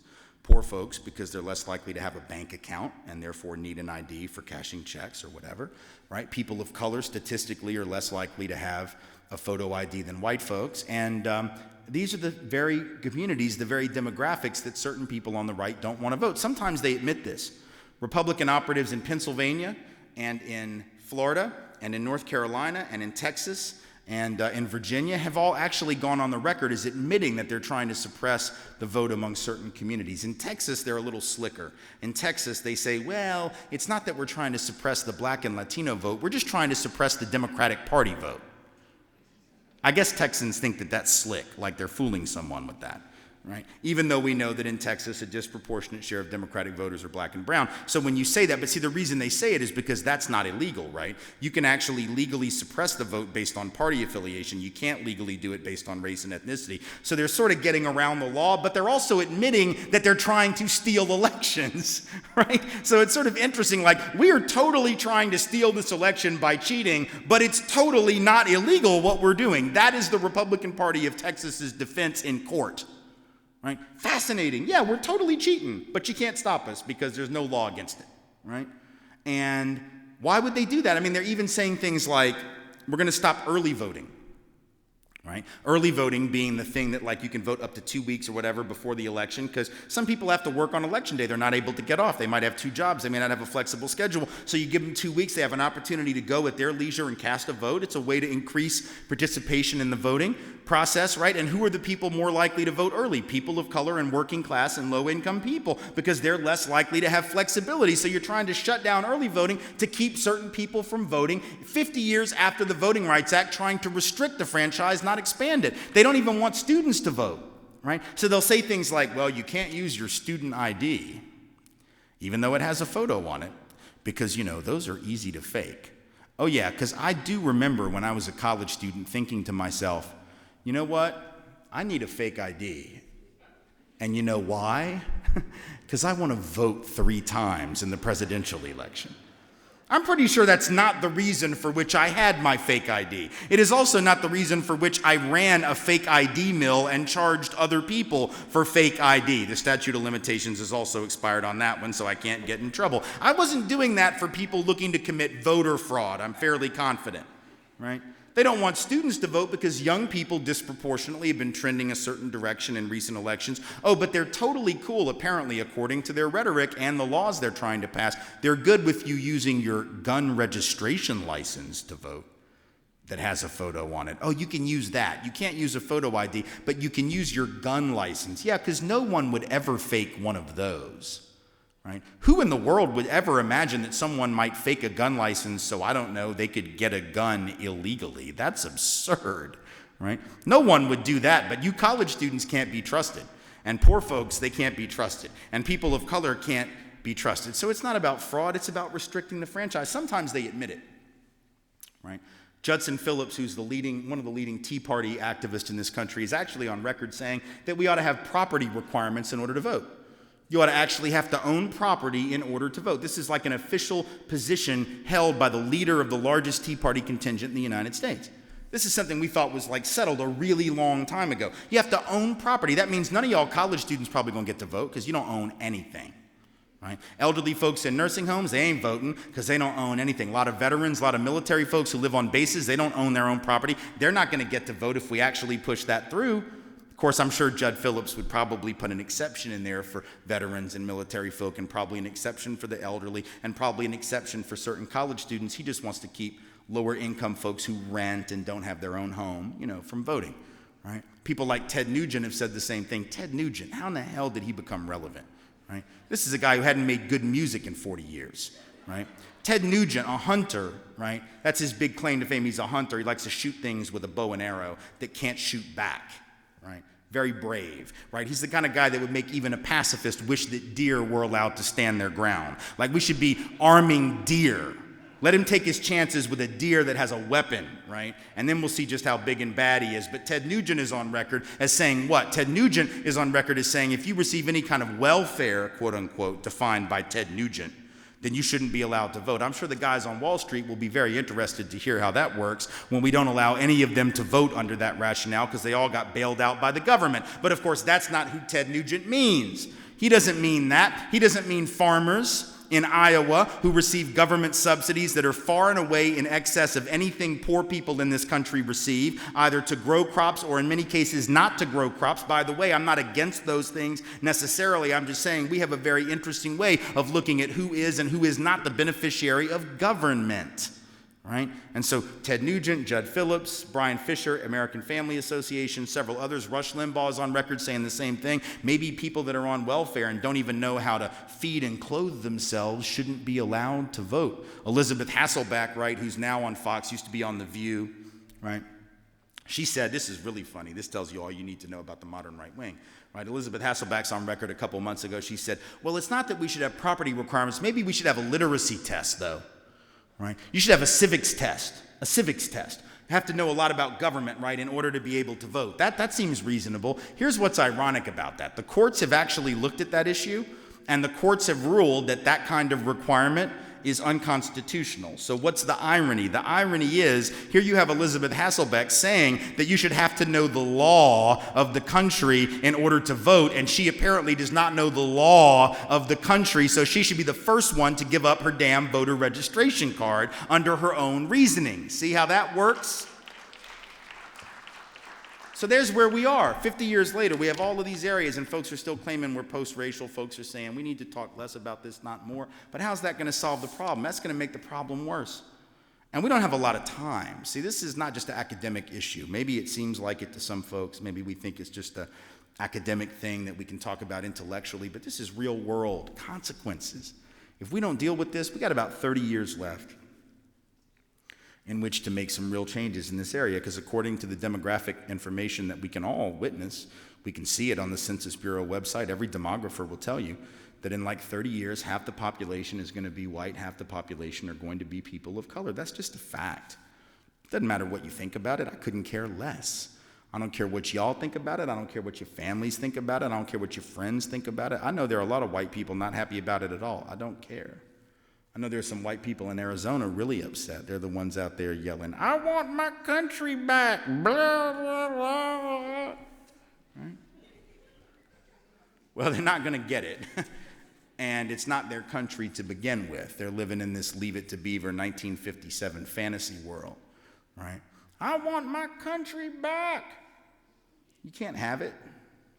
These white folks in Arizona are real pissed off about the demographic changes. I don't care. I've been in Arizona. I've seen some of these white people. Their average age is about 137. So, tick-tock. I'm not saying I advocate their death. I hope they live a really long life. I'm just saying age is really highly correlated with death. That's all I'm saying. So I'm guessing that if we're prepared to do the work, they can't win. Time is not on their side, but we still have to do the work. We still have to commit to creating multiracial democracy. Because see, if we don't do it, we get to that day when it's 50-50. What's going to happen to us?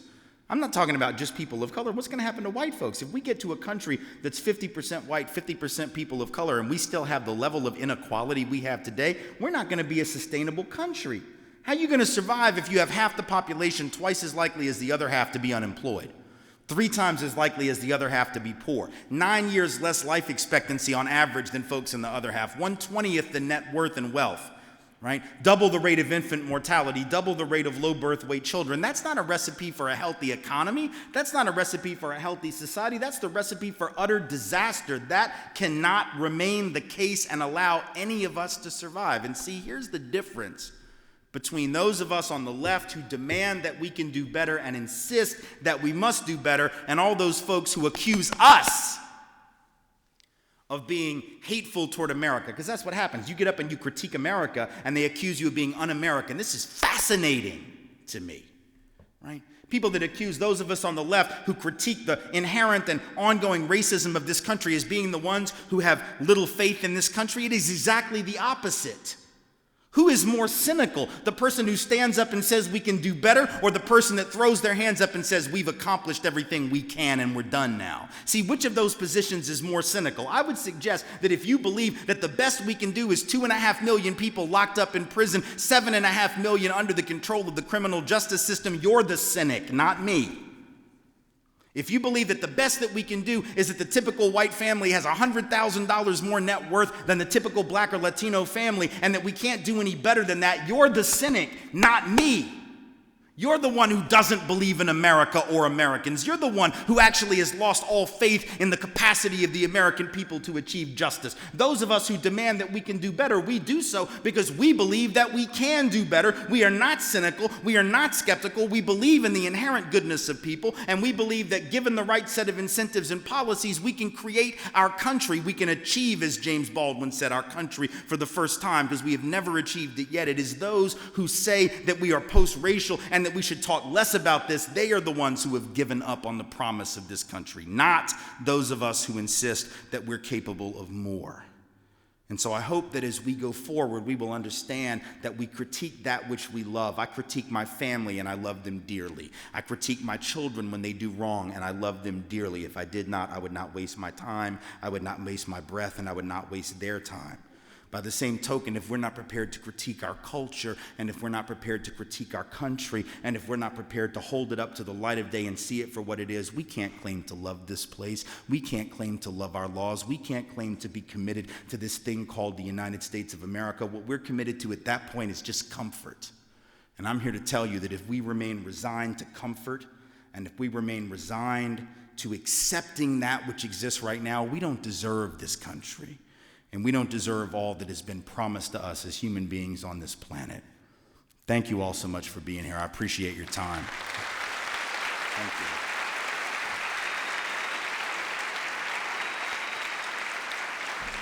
Thank you. Thanks. Thank you.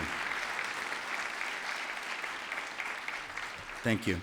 So I want to take a few questions, and then I'm going to let you get out of here. I know it's a cold and blustery night, so you may just want to hang out just to stay warm, which is totally understandable. If you do have to leave, I also totally appreciate that. I kept you here a little bit longer than I had intended, but anyway, if you do have to leave, just do it with the least amount of volume so the people who might have questions and want to hang out can do that, and their questions can be heard and the answers can be heard. I don't think that we have additional mics in the room, but one thing I learned about this room earlier when I was doing a mic check was the acoustics in here are really quite incredible. So if you have a question, we'll probably be able to hear it. If for some reason I think that people maybe in the back can't hear it or something, then I'll repeat it or paraphrase it and hopefully get it reasonably close to what your real question was.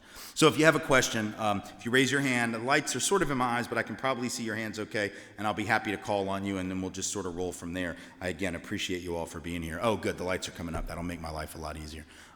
So if you have questions, feel free. No one ever wants to ask the first one. It always happens, but someone inevitably does because we play this game of staring at each other, and I inevitably win after just enough time. There we go. See, even sometimes I don't even have to get to the end of that sentence. Go ahead. Thank you. What does an old white woman do to make the difference, to make any difference at all, to make black people understand that I really do care, and I'm not a game? Well, I wouldn't worry about that last part. I just think you keep showing up. And I think sometimes we get a little too concerned about whether folks trust our intentions or not. Look, it makes sense, right? Because nobody likes to be doubted. I don't like to be doubted, and I get doubted because, hell, if I was a person of color, I would doubt me. I'm just going to be honest. If I was a person of color, I would not take for granted that I was for real just because I talk real good, as my family says, and just because I'm a decent writer. I think you got to keep showing up. I remember many years ago, in fact, gosh, it was March of 1995, so it was 20 years ago this coming March. I gave my first speech out on the lecture circuit, and I was speaking in Chicago at Northeastern Illinois University. And I went into a classroom at Northeastern Illinois, and it was like the very first time that I'd ever, been sort of on the road doing this work. I'd done it at the community level, but I'd never done it sort of on the road. And I remember there was a young white woman in the front row of the class. I was just speaking to like a criminology class or something. And this young woman, white woman, said, Tim, I really appreciate what you said, and I really learned a lot, and I really want to do this kind of work, and I think I'd love to be involved in this, but I just need to know, do you think that black people trust you and that they like you? Because I'm just so worried they're not going to accept me, and they're not going to think that I'm genuine. And I looked at her, and I was about to answer, but there was a black woman in the back row who clearly wanted to say something now. And I called on her. She'd had her hand up for a while anyway, so I called on her, and she said, "Oh, let there be no mistake. We don't trust you, and we don't like you in the least." And I think the white woman had a total nervous breakdown, right? She was just like, "Oh my God, see, that's totally what I was talking about. I don't think they're gonna like me, and I don't think they're gonna trust me." Now, please know that you're not raising this question the way she did. I'm just trying to make a larger point. I said to her in that moment, I looked at the African-American young woman, and I said, "Well, on the one hand, I'm sorry to hear that, because we don't know each other, and you've only sort of met me here for the last 50 minutes or so. But I get it. You probably don't have any reason in the world to trust me." She had gone on to explain she was from the South Side. She probably didn't have a lot of reason, being from the South Side of Chicago, to trust white folk, because there are not a whole lot of white folks that go into the South Side that are particularly trustworthy. There are some exceptions to that, but I can imagine that is her experience. And I said, "Here's the thing," and I said it to the African American woman, but I also was saying it to the young white woman in the whole class. I said, "At the end of the day, here's the deal. I don't do this for you." And everybody sort of went, because I think that the operative assumption on the part of both the black woman in the room and the white woman, and most of the class, was that white people who challenge racism are doing it almost like as charity for those people, right? Like the assumption is you're doing it for them. And I said, "I'm not doing it for you." I said, "I don't mean any disrespect, but I just think black folks and people of color generally, I think y'all are capable of liberating yourselves from white supremacy, with or without my involvement. Now, it might be easier and more likely with white allies, but I don't know that for sure. I have no idea. I've never seen white supremacy beaten, so I can't say what's going to work and what's not. But ultimately, I'm like, I figure with or without me, y'all are going to do your thing." I said, "Here's the thing. I'm doing this for me. I'm doing this for my folk, because I think that white supremacy has damaged my people." See, I come from Nashville, and I've lived in the South all my life, and I lived in New Orleans at the time. And in 1990 and 91, when David Duke, white supremacist former Klan leader, neo-Nazi, was running for the Senate and governor, and I was involved in the campaigns to defeat him, and we did defeat him, and yet he got 6 out of 10 white people to vote for him in those elections. I remember sitting there and trying to figure out, what does that mean? That 6 out of 10 white people voted for this Nazi. I know that 6 out of 10 white people are not Nazis, but they voted for a guy who was, and they knew he was. And what at that moment I realized was, at some point I had to step up to save my people. Because the only reason that this Nazi was defeated was black folks saved us from ourselves. They turned out at 90% voter registration rates, showed up and stopped us from voting for a Nazi. Because if it had been up to white people, we would have had a Nazi in the United States Senate or in the governor's mansion in Baton Rouge. And the only thing that saved us was black folks. And I remember sitting there thinking, at some point, we got to stop asking other people to save us. See, white folks like to tell other people, y'all need to take personal responsibility. Y'all need to take personal responsibility. Y'all need to be responsible for yourselves. Y'all need to do self-help. And meanwhile, who was going to help us? At some point, we can't keep turning to other people. So my job became, I'm doing this for my folk. People of color will save their folk from white supremacy, but who's going to save us from what white supremacy has done to our mentality to allow us to vote for a guy who's an overt, hateful, bigoted, white supremacist and Nazi? See, to me, that's the thing. So I figure if you keep showing up and you keep demonstrating your commitment, that at some point, there will be trust and relationship built up with people of color, and they will come to recognize that, or not. I've been at it for 25 years, and there's still folk of color who are cynical about me. That's cool. I respect that. But I got to do what I got to do, regardless of what people do and don't believe. And if I keep showing up and you still think that I'm just doing it for shits and giggles, at some point I just have to go, all right, well, whatever. If I keep doing it for 25 years and getting hate mail, I probably could look at my email right now. Somebody's threatening to kill me. Ho-hum, whatever. If anybody thinks I do that for fun, then I'll be like, all right, that's fine. Maybe I just do it for the love and adoration of audiences. I don't know. What is that, man? I had a dude heckle me the other day. That's not fun. So whatever.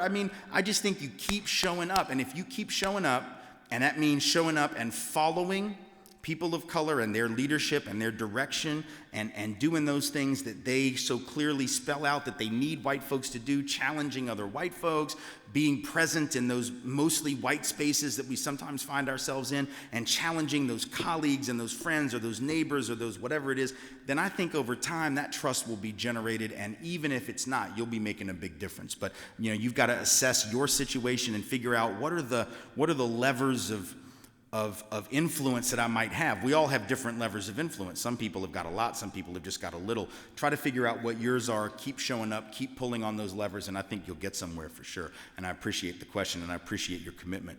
Yes?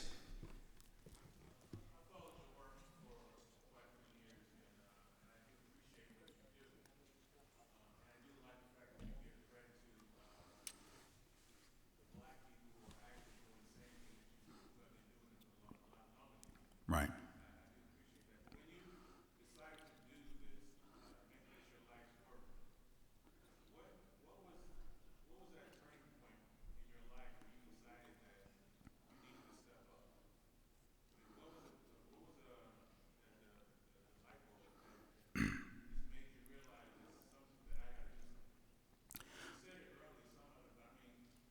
The yeah. Right.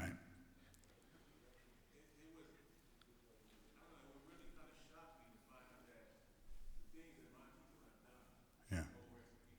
Yeah. Well, I think there are two things, right? And so it's interesting. That's an interesting two-part sort of question to answer. The first part's easier because I'd already started down that road. To me, the light bulb moment, and there were a lot of other moments, before this. The light bulb moment was that recognition after the Duke elections in 90 and 91 that white supremacy was poisoning the minds and the hearts of white folks and leading them against their own interest. I mean, you had white folks who weren't going to be made better off by a Nazi in the Senate or in the governor's mansion, but they just felt like, well, at least he'll stick it to black people, and at least he'll stick it to immigrants, and at least he'll, it's almost like, yeah, but do you understand, like, the economy's going to be wrecked. He doesn't know what he's talking about. He's going to, he was actually going to hurt working class white folks as well. So it was that moment when I realized I had to step up because this thing was doing something to white folks as well as people of color. Now, the second part, and I mean, there were other processes along the way, but that was pretty key. The second piece is more complicated, right? Because when you start to realize the history of white supremacy, naturally, I think, the first place that people go to, and it's a very unhelpful place, but it's also a very natural place, right, is this really deep guilt, right, which is totally unproductive. I mean, white guilt never liberated anybody. It never liberated folk of color, and it never liberated white folks, and it's totally unhelpful. The way I look at it, and I'm not the first to come up with this imagery, but, guilt is an okay vacation destination, but it's not a good permanent residence, right? Because if you stay stuck in guilt, you're not likely to actually do something to create justice. For me, what happened was I had gone to, and I was working at that time in the mid-90s as a community organizer in public housing in the city of New Orleans. And among the things that were required of us, those who worked in this particular organization doing this work, which was a children's advocacy organization that worked with low-income families in the city, and I worked with folks in public housing, was you had to go through a training with the People's Institute for Survival and Beyond, founded in 1980 by folks in New Orleans. And so you had to go through that training. And I already had an academic understanding of institutional racism. It wasn't like the information I received in that session was particularly revelatory when it came to the nuts and bolts of how the system worked. Most of that I already had.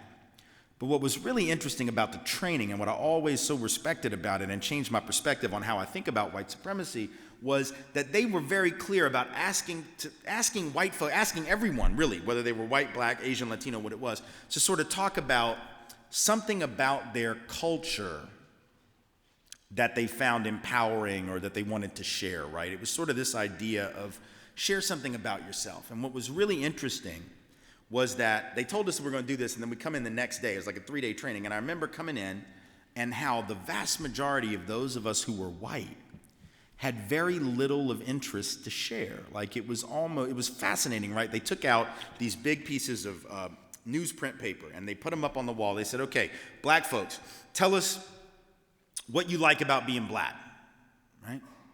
And black folks were writing stuff. They had all kinds of good things, right? The perseverance of my people, the inability to quit, the constant struggle and the success in spite of the odds, and all of these wonderful, really internal things about strength and fortitude and perseverance. They asked other folks of color the same question, and most of those folks of color who weren't black had similar answers. Then they asked white folks, well, what do y'all like about being white?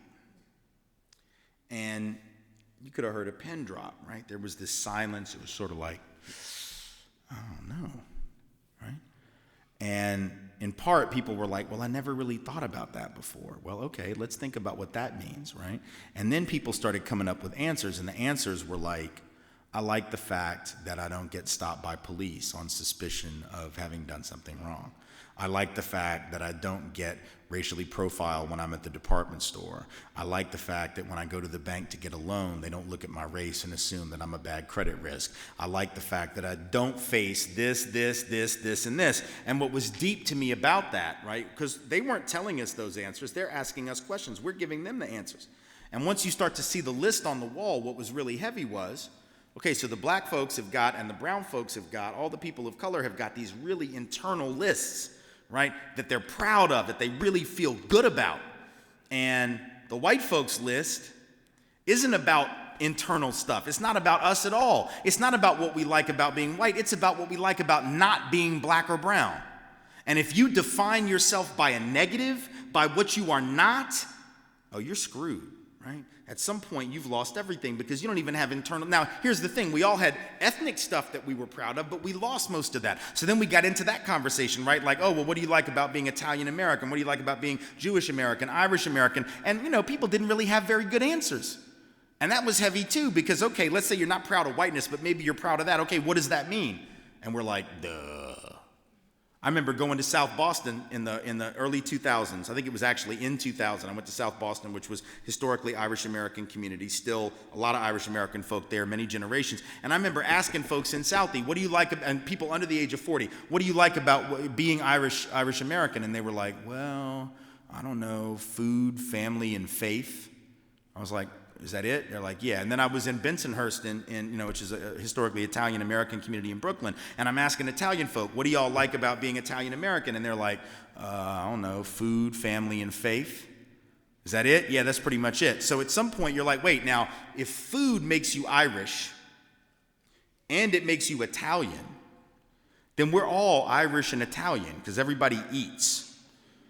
If family makes you Irish and Italian, then we're all Irish and Italian because we all have people. And if faith makes you Irish and Italian, at least 85 out of 100 or 90 out of 100 of us are Irish and Italian because 85 to 90% of people have some faith system. So at some point, those answers suck, right? Like, and those people's great-grandparents would have been like, is that all? Right? Because the great-grandparents knew there was more to it than that, right? They knew there was a deeper culture, but unfortunately, and here goes to the point coming up this week when we talk about whiteness, right? In the Black Student Union event that's coming up, this is worth considering. This is what whiteness did to European people. What whiteness did to people of European descent was it forced us to give away our actual heritage, our actual culture, our actual history. I had a Nazi sitting in the third row of an event once in North Carolina, and I knew he was a Nazi because he was a skinhead. He had swastikas, so I'm not like really brilliant. I could just sort of read his jacket, And he's like 3 rows in, and he's like, I'm just angry. Going to high school, I had to learn all about black history, and I had to learn about Latino history, and I had to learn about Asian history, and I never learned about my people's history. And I'm like, we're in Pembroke, North Carolina. Stop lying. They didn't teach you about that. They didn't teach you about black people and Latino folk and Asian folk and ignored white people in Pembroke, North Carolina. He's like, no, really, that's all we learned. It was shoved down our throats. I never learned about Scandinavian history. That's my people. I never learned about Scandinavians. I'm like, okay, well, what is it you wish that they had taught you? What do you know about Scandinavian folk that you don't feel was covered? He said, that's the problem. I don't know anything. And I'm like, well, your folks didn't tell you? He's like, no, they didn't tell me anything. They just didn't have anything to offer. They just didn't, and I thought the schools, I was like, see, here's the problem, right? We're having an argument about why you're so angry. I don't blame you for being angry. You don't even know who you are. You don't know your heritage. You don't know your culture. You don't know your history. That's got to be horrible. I agree with you. That's terrible. But here's what I know. Black people didn't take that from you. Latino folk and Asian folk and indigenous Native North American folk, they didn't take that from you. They didn't have the power to take that from you. You know what took that from you? Whiteness took that from you. Because whiteness told your ancestors when they came here to give up all that and not tell their children and their grandchildren so they could become white and get all the goodies that come from that. And y'all got jacked.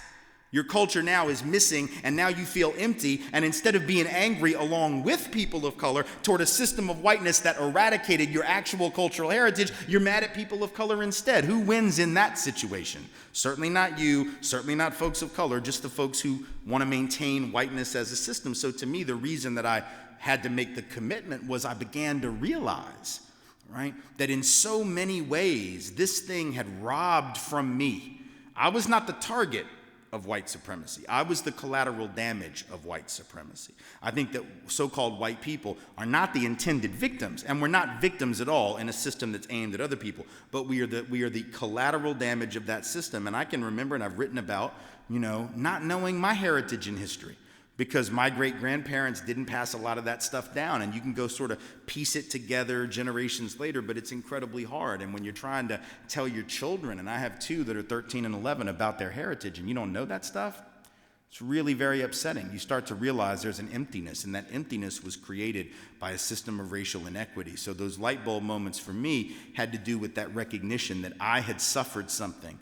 And it wasn't nearly as serious as what folks of color had suffered, but I realized that I had a shared injury of a different quality, but one that allowed me to move through guilt. Because see, if I realize that I've been harmed by the system, I don't have time for guilt. If I realize that I've been harmed by the system, I have to get angry now, right? Because this thing is hurting everyone, and it's poisoning my relationships and my friendships and my connections to people of color, and it's costing me the ability to have genuine relationship across racial lines. That's a horrible cost to pay in a society that's supposed to be about something.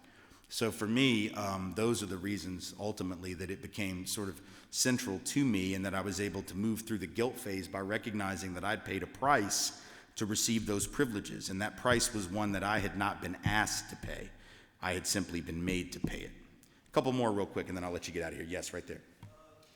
Late last year, you took to Twitter with the Crawford White campaign, and that just really blew my mind. Could you explain and share some of the incidents you shared with the title Criming While White, and within them sharing that stuff with folks? Well, the criming while white thing, I want to first off, I can't take credit for that. That was actually initiated by one of either Jimmy Kimmel's or one of the other late night host writers.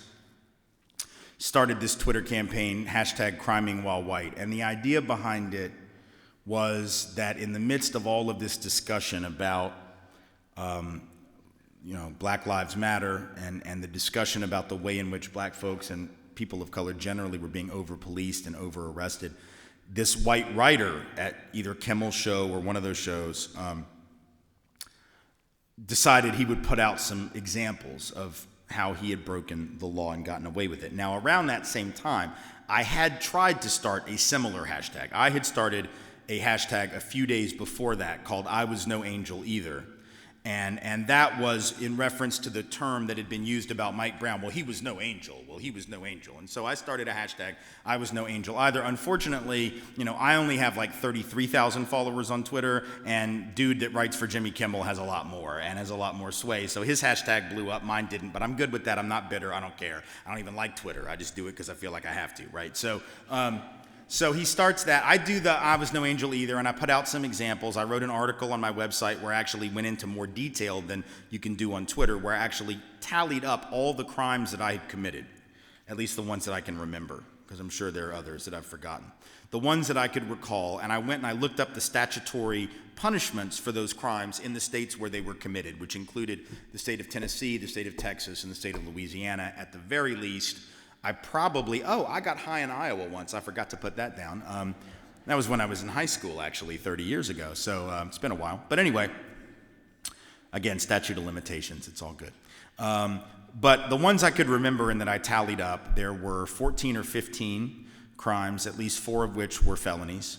And the combined total of punishment, not that anyone really would get all of this for everything that they did, not to mention if I'd gotten jailed for one, I wouldn't have had time to do the other 13, but at least theoretically, there was like 27 or 37 years in jail that I could have done. We're talking about everything from grand theft to destruction of property to drug dealing to drug use to lots of stuff that was really messed up that I shouldn't have done, but which I did.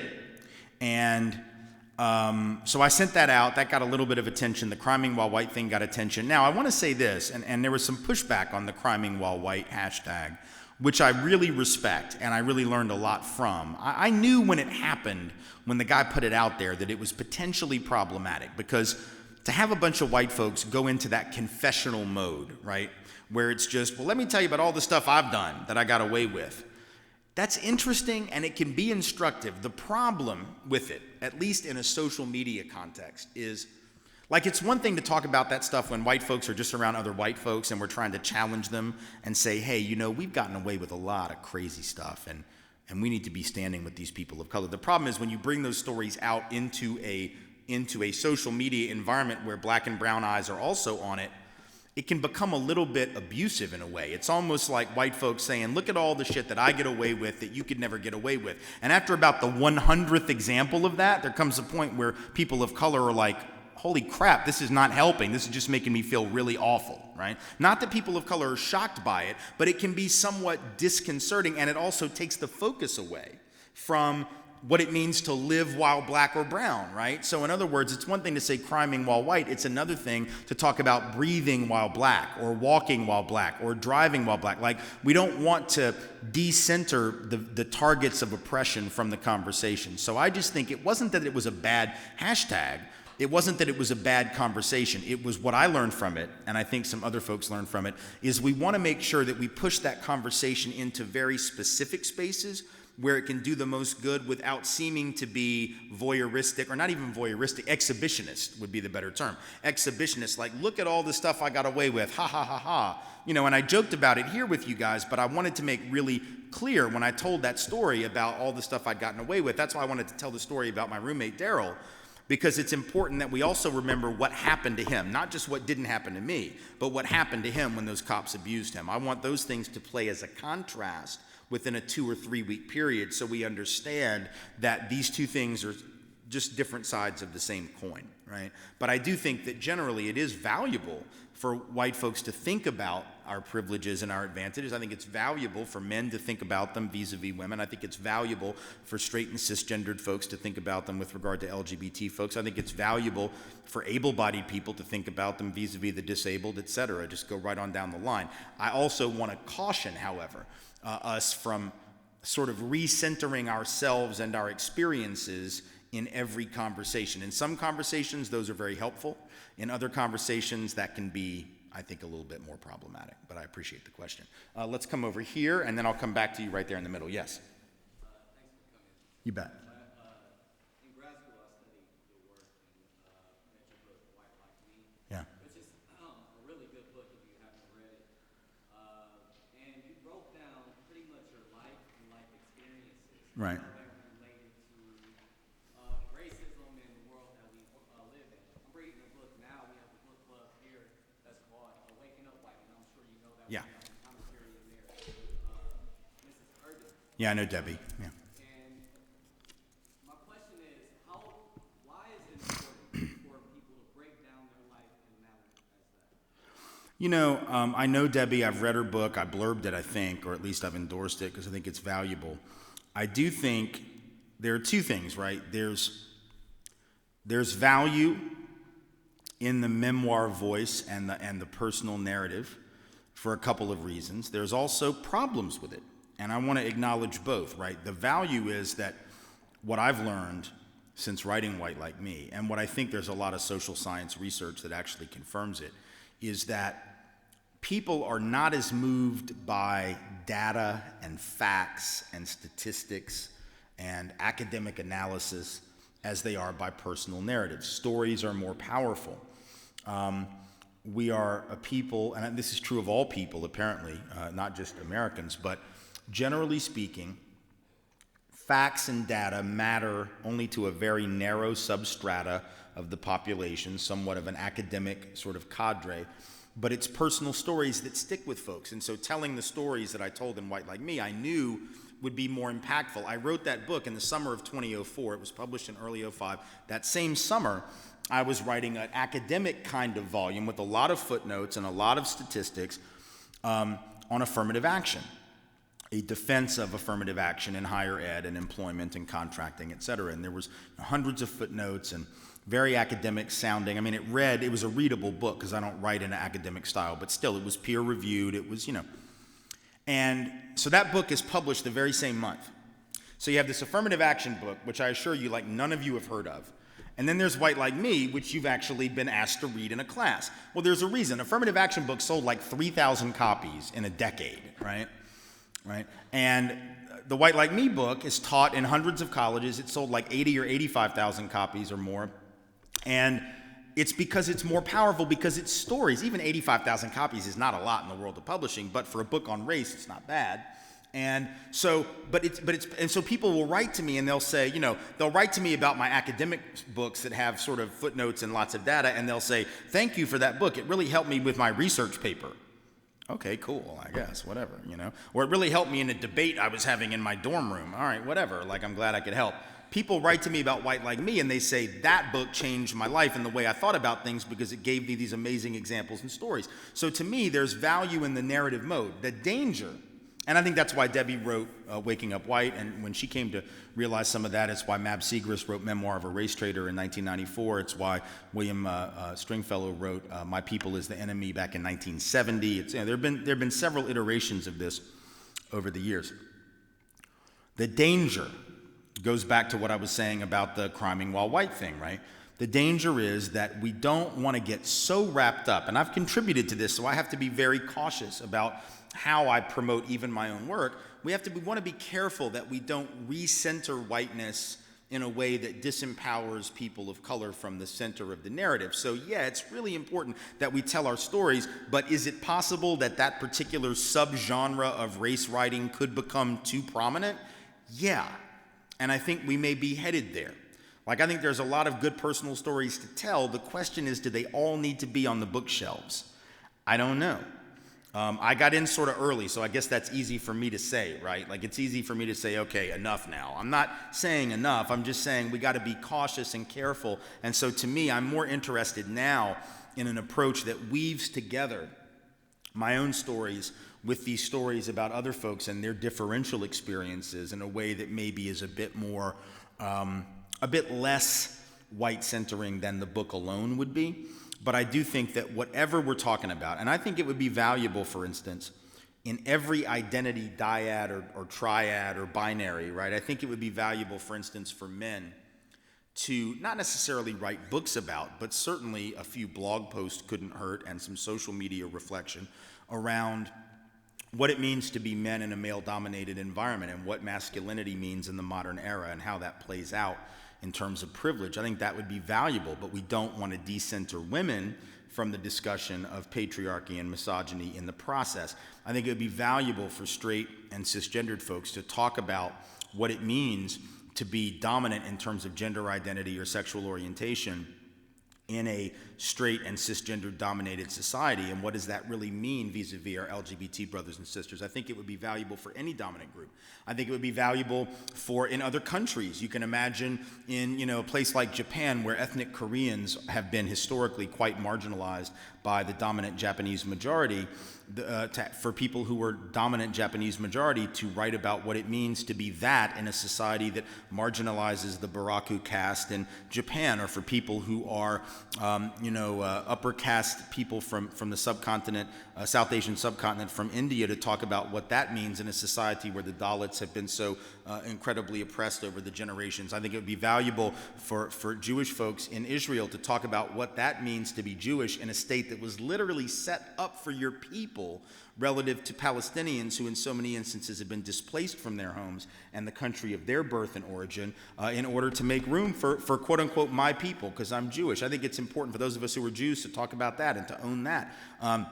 So I think in any situation we want to talk about it, but we also want to try to find a balance, and I'm not sure how to strike it, it's never perfect, right, between telling our stories and making ourselves the story, right? I think there has to be some give and take, and it's not always easy to know how to do that. I had said I was coming back over here. Who did I say that about? Yes, right there, go ahead.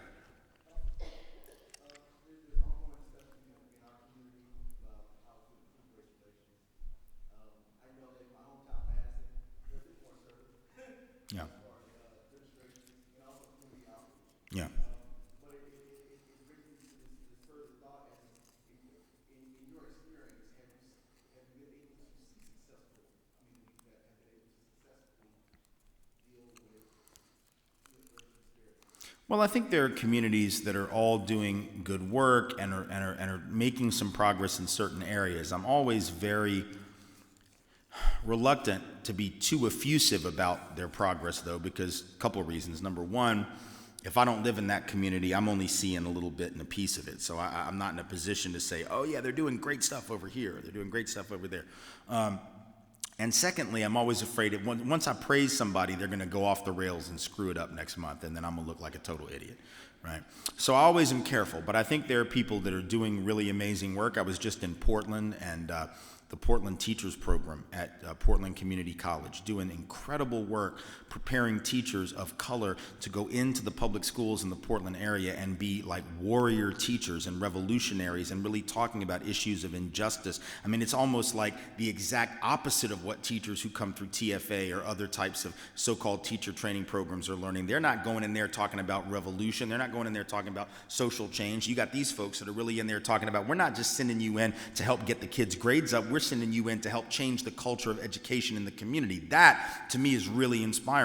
I've seen things like that. Now, Portland as a community, though, jacked up. Like, you know, we all think of a lot of nice white liberal folks think it's incredibly progressive until you actually spend some time with people of color and you see how the area is being gentrified. You see how black folks are being moved out of North Portland to the very periphery of the community. I mean, there's all kinds of problems, but there are good people doing good work there. And the same is true all over the country. There are folks doing amazing organizing. And I think in the post-Ferguson environment, the most impressive thing we're seeing, right, is we're seeing these young folks leading the movement with Black Lives Matter and all the post-Ferguson organizing. And to me, they're incredibly inspiring. And a lot of times, those of us who are a little bit older are a little cynical about these folks because we think, well, they're not doing it the way we did it in the old days. Well, actually, two things. Number one, they are you sort of forgot how you did it in the old days. If you get old enough, you forgot that you were impetuous and you didn't always ask permission and you took risks that maybe other people thought were a little adventuristic and a little bit risky. Secondly, who cares if it's how you did it? Times are different, right? So we're talking about a generation that has tools at its disposal that we did not have. And young people whose lives are up against it, and they are fearless, man. They are out in the streets. They are shutting down traffic. You got Black Lives Matter folks going messing with white people's brunch, y'all. Like, that's heavy. I don't know if y'all are aware of the hashtag Black Brunch, but that is some heavy stuff. They're going in like San Francisco, New York, all these little hipster places where folks are having their little eggs Benedict with, like, you know, freshly sprouted organic kale and, like, you know, like artisanal what the hell ever, like it's all artisanal everything, you know, like artisanal shiitake mushrooms with a demi-glace. I don't even know. I'm just throwing out words now that I've heard in hipster communities. They're having brunch, and black folks are walking in, these nice white folks, you know, and affluent people mostly having brunch, you know, eating their little eggs Benedict with the salmon and whatever.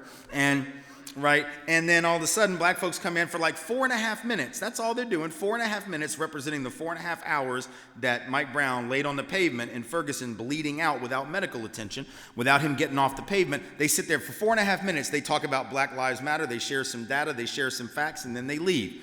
Now, to me, that's genius. A bunch of people got mad. A bunch of even activist people that I know got mad. Well, that's not a good tactic. That's just going to make people angry. Yeah, it is going to make people angry. And when they express their displeasure at having their brunch interrupted for 4.5 minutes, the protesters just proved a point, right? If you actually can't have your life, not even your life, your brunch, your mimosa, disturbed for 4.5 minutes, and then you get right back to eating. They didn't steal your food. They didn't come and jack your Belgian waffle with the compote or whatever the hell you were eating. They just came in, bothered you for 4.5 minutes, and then they left. And then but your food hadn't even gotten cold yet.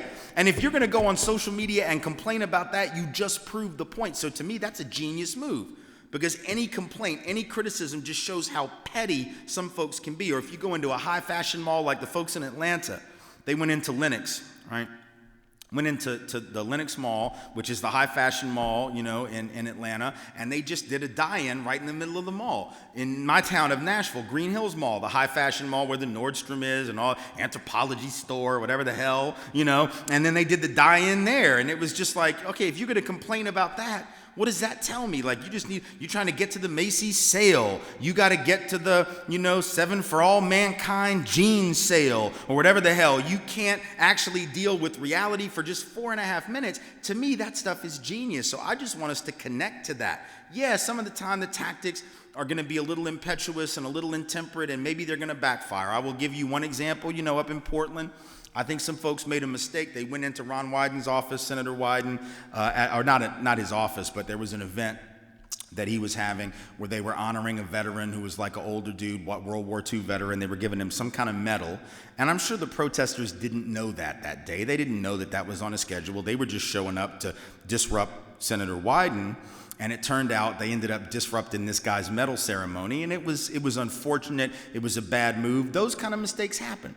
But that's why we got to get involved in helping folks think through some of those tactics and work with them and follow their lead, because I feel like even though there's no community that's getting it right geographically, there is this community in cyberspace of people organizing over social media, trying to also create genuine, authentic relationship across lines of geography, where you got organizers in Miami who talk to organizers in Atlanta, who talk to organizers in Kansas City, who talk to organizers in Albany, who talk to organizers in Seattle, all over the country, talking about the same thing.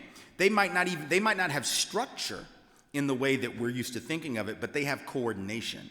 And the coordination is sometimes more important than the structure. So I want us to get behind those folks. I want us to offer them support, material support, moral support, practical support, insight, advice, historical perspective, whatever it is we have to offer them. But I want us to do it from the position that recognizes that these young people have to lead us. That's been true in every generation, and it's still true today. A couple more real quick, and then I'm going to let you get out of here. Yes, right here.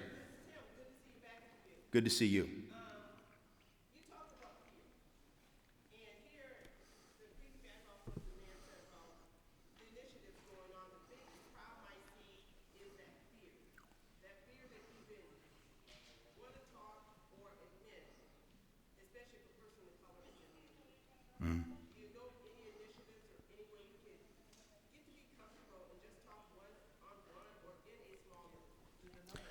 I don't know that there are any great models for that. I mean, I've seen some that I suppose are better than others. I think, in my experience, the problem with some of the formal models for those dialogues that are one-on-one and relationship building is that they sometimes overthink the process of relationship building. And now this is just my take on it, and others may have very different experiences. But in my experience, I've seen those attempts at relationship building sort of be very formulaic and very much like, okay, first we do this, and then we do this, and we get this on the table, and we get this. And it's not really the way people build relationships, right? The way we build relationships is usually a lot more organic and a lot more chaotic than that. Like, if you ever think about someone who you truly ever became friends with, you probably have those moments where when you first met them, you had drama, you had chaos, you might not even have liked that person, but there was something about them that kept you in community with them. So the idea that we can just like create an artificial environment where we all sit down and then it's like, I'm gonna pair off with you and we're gonna build relationship, that never has happened in any organic relationship setting. It's not real. And so I think it might create temporary relationship, and it could blossom into something big. I just feel like, to some extent, this is the problem in the culture, is that we just aren't real with each other. If we just want to be real with each other, then we don't have to have all of that comfort. We don't have to have all of that formula. We just have to say, let's put people together in a situation where they have no option but to talk. And we're not going to put any ground rules down, and we're not going to sit and say, now do this, and then do this, and then we're going to spend 5 minutes on this, and then we're going to spend 5 minutes on that. You just hash it out like real people, big people with, adult pants do, and just like you actually have a real conversation, and you don't have to play games. Now, I can't say there's any model where I've seen that and I can say, do it like that. I'm just speculating, but I just know that in my experience, a lot of that artificial relationship building only lasts for a very short period of time. And I think it doesn't help us move through the fear. And I think part of it, we also have to have our space where, not just interracial space, where white folk and people of color build relationship, but also we've got to have intraracial space, right? Where white folk are together with other white folk, but we're talking about this. And people of color are together with other people of color. Maybe white folks aren't in the room, but they're talking about this. It's really important for marginalized groups to have time that they can just get together and talk about their stuff and not have white people around to sort of deal with just the pressures of dealing with what it is to be a marginalized group. But it's also important for white folks, I think, if we want to be better allies, we need to also get together and talk about what that looks like, because the idea that we just know automatically is very unlikely. We need to be able to sit down and say, hey, just among ourselves, how are we going to be more supportive toward communities of color in Dubuque? How are we going to be, and not just like taking out ads like y'all did a decade ago or whatever it was, 15 years ago. You know what I mean? I love Dubuque. I'm just teasing y'all because I hadn't said that yet. So it'd been like 15, I just had to throw that out. There was that point where it was like, let's recruit black people, All right, how'd that work? So I'm just saying it was a nice idea and there were some good-hearted people behind it, but I think we know the follow-through lacked, right? The initiative was valuable, maybe even real legitimate, but the follow-through did not follow through, right? And so in a sense, that shows you that you have to have a lot more moxie and a lot more savvy when you think through ways of getting people together. There's just some stuff you got to deal with a little bit up front, and some of that's that intraracial stuff. Like I think, for instance, in Dubuque, the white folks and people of color for that matter, because there were some people of color behind that initiative as well, those folks who were behind the idea of making Dubuque more diverse had a very good concept, but they didn't really take time to think about, like maybe if white folks had gotten together with other white folks and people of color had gotten together with other people of color and said, what are the possible pitfalls here that we might want to talk about? And you might have thought, oh, well, if we actually have a large influx of black and brown folk from Milwaukee, from Chicago, from upriver, whatever it might be, that we're going to need to make sure that teachers are prepped so that they know how to reach all students, and that the cops are prepared. And we've had multiple conversations with them about profiling, and that the landlords and the banks and the employers and the business owners have all been brought into the conversation. Maybe that conversation might not be obvious from an interracial perspective because we're all so busy trying to get along in the interracial space. But if it were just white on white folks from Dubuque, maybe somebody would have said, hey, maybe we need to talk about this because this might be a problem. And if it was just people of color not trying to get along with white people in a black on black space, they might have said, hey, we really need to cover this, And then they could have gotten back together and said, hey, we were thinking, and then the other group be like, yeah, we were thinking that too, and then maybe some stuff would have happened. So we want to create the opportunity for authentic relationship. We also want to make sure it's not just the kumbaya, we're all hanging out together, getting to know each other. It's also about what we have to do when we're just with ourselves. What does that look like? What does that conversation look like? One more real quick, and then I promise I'm going to let you go if there is one. I just don't want to slight anybody. Yes, right there.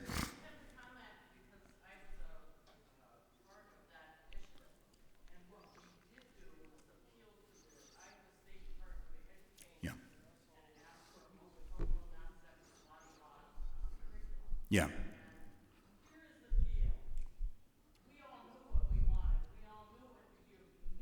Yeah. True. And those in power put on the brakes, had the money went somewhere else. Very true. So, yeah, that's all true. Very true. And the only other thing I want to say is, which was my original question I wanted to ask you is, when you talk about that 9 out of 10 whites who supported David Duke down there. 6 out of 10. 6 out of 10, yeah.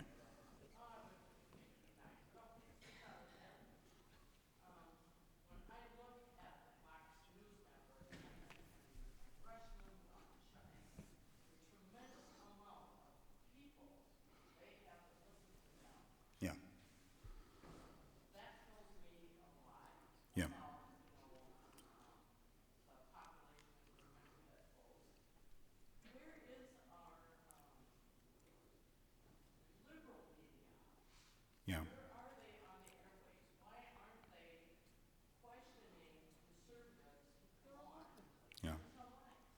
Well, there are some pretty good attempts, I think, to address the lies of the far-right media, and these are online sources mostly. I think the reason you don't see an equivalent of Fox or Limbaugh's radio show, which of course now is in disarray to some extent. They keep him on the air even though he's lost most of his sponsors. He's having to basically, he has dead air time in places all around the country where he can't find sponsors. But they keep him on, which tells you something, doesn't it? I mean, it tells you that he's not even making money for the stations anymore. If you don't get sponsors, you don't make money. They don't make money just because somebody's listening. They make money because they have sponsors who are able to sell products. So Rush Limbaugh is not even making money for a lot of those stations, and they keep him on, which suggests to me that it's the ideological predisposition of these station owners, which really gets to the heart of why there's no progressive alternative to that, right? Which is that the corporatist structure of media, which is owned by people with a lot of money, by definition. There's very little community-owned radio that has any kind of reach, right? There's very little publicly owned. Even NPR gets huge amounts of money from corporations, and a lot of these corporations implicated, a lot of oil and gas companies and, companies whose politics are far from progressive.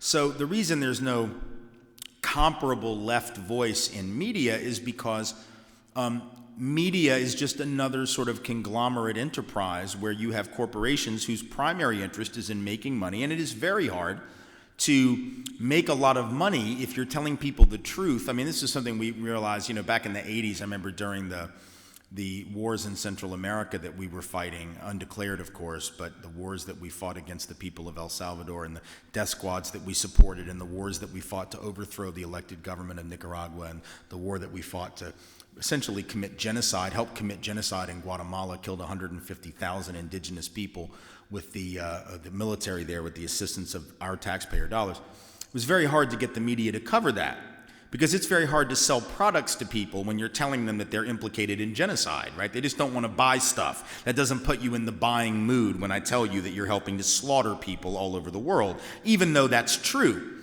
And so, in a sense, I think that, no matter how much the left media may try to balance out, there will always be a slight skewing, sometimes a significant one, towards the right, not because the owners are necessarily right-wing reactionaries per se, but because they know that conservative politics pays better dividends financially because the people who have the most money support that kind of politics. The people that are the wealthiest and the most powerful support that kind of politics. Now, the other thing, though, and I want to make this very clear, some of that is on us. Like those of us who are progressive or left also don't support progressive media enough. And sometimes I've heard people say, well, I don't listen to talk radio and I don't watch television. I mean, I can't tell you how many, supposedly progressive and radical people on the left I talk to, like, I don't believe in TV. I don't have a TV. I don't have any technology. I just sit in the room and contemplate wood or whatever the hell it is that they do. Like, I don't do anything. I don't believe in that. I killed my television. I have a bumper sticker right there on my car that says, kill your television. Okay, here's the problem. If you killed your television and you don't listen to radio and you think you're too good to actually come down to the level where most Americans are, then you're going to get your ass kicked pretty much every time, because you can be sitting there reading the book that you pulled off your shelf and the other side is organizing via mass media. I love to read. I read a book a week. I don't like mass media either, but if I don't indulge it and if I don't engage in it, I'm not in a position to critique it, and then the other side just runs over me and runs over all of us. So all of these folks that are like too good for commercial media. I'm not going to watch that horrible shout fest. I don't want to watch MSNBC. Not that MSNBC is even that left by any stretch, but I mean, it is owned by, a company that is engaged in defense contracting. I mean, GE is the ultimate parent company of NBC and all of its affiliates. So it's not like this is some radical institution, but if I'm not willing to watch it and I'm not willing to support it and I'm not willing to buy the products that are advertised because I don't want to be consumerist and I don't want to be a sucker and just buy the products and fall into the capitalist mindset of buying everything, okay, fine. Then guess what? Your media sources will not make money and they will not exist. I mean, there is a game we have to learn how to play at some point. And I think sometimes we don't know how to play it very well. So part of it is their fault. Part of it is our fault. And ultimately, I think we're going to have to do a better job of creating alternative sources of information. They don't necessarily have to be on television. They don't necessarily have to be on the radio, but they've got to be effective. They've got to be And young people are, young people are doing this. I mean, here's the beauty of this. And this is what we can say that's really positive. Young people are not waiting around for the MSNBCs of the world and the CNNs and the whatever it is. Like, young folks don't even get their information from those sources, which is awesome because, it's awesome and it's frightening, right? Because if you're getting your information from social media, that could be a whole lot of jacked up stuff, right? Because anybody can write anything they want on the web, and there's no fact checker, and there's no, right? So, I mean, it's very dangerous because the problem with the web is it's so democratized in the sense that, not completely, because obviously truly poor folks don't have access to the web, but it's so much more democratic, small d democratic, than corporate media, that anybody can put up a blog, put up a Tumblr, send stuff out on social media, send out some racist insult anonymously on Yik Yak because they have no courage whatsoever to stand by the courage of their convictions. They can do all of this and either elevate the conversation or poison the conversation. But if that's where young people are mostly getting their information, if they're getting their information from Twitter, if they're getting their information from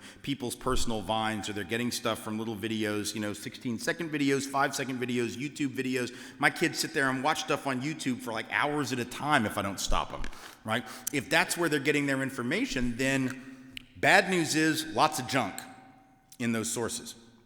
Good news is they're not watching Fox either, right?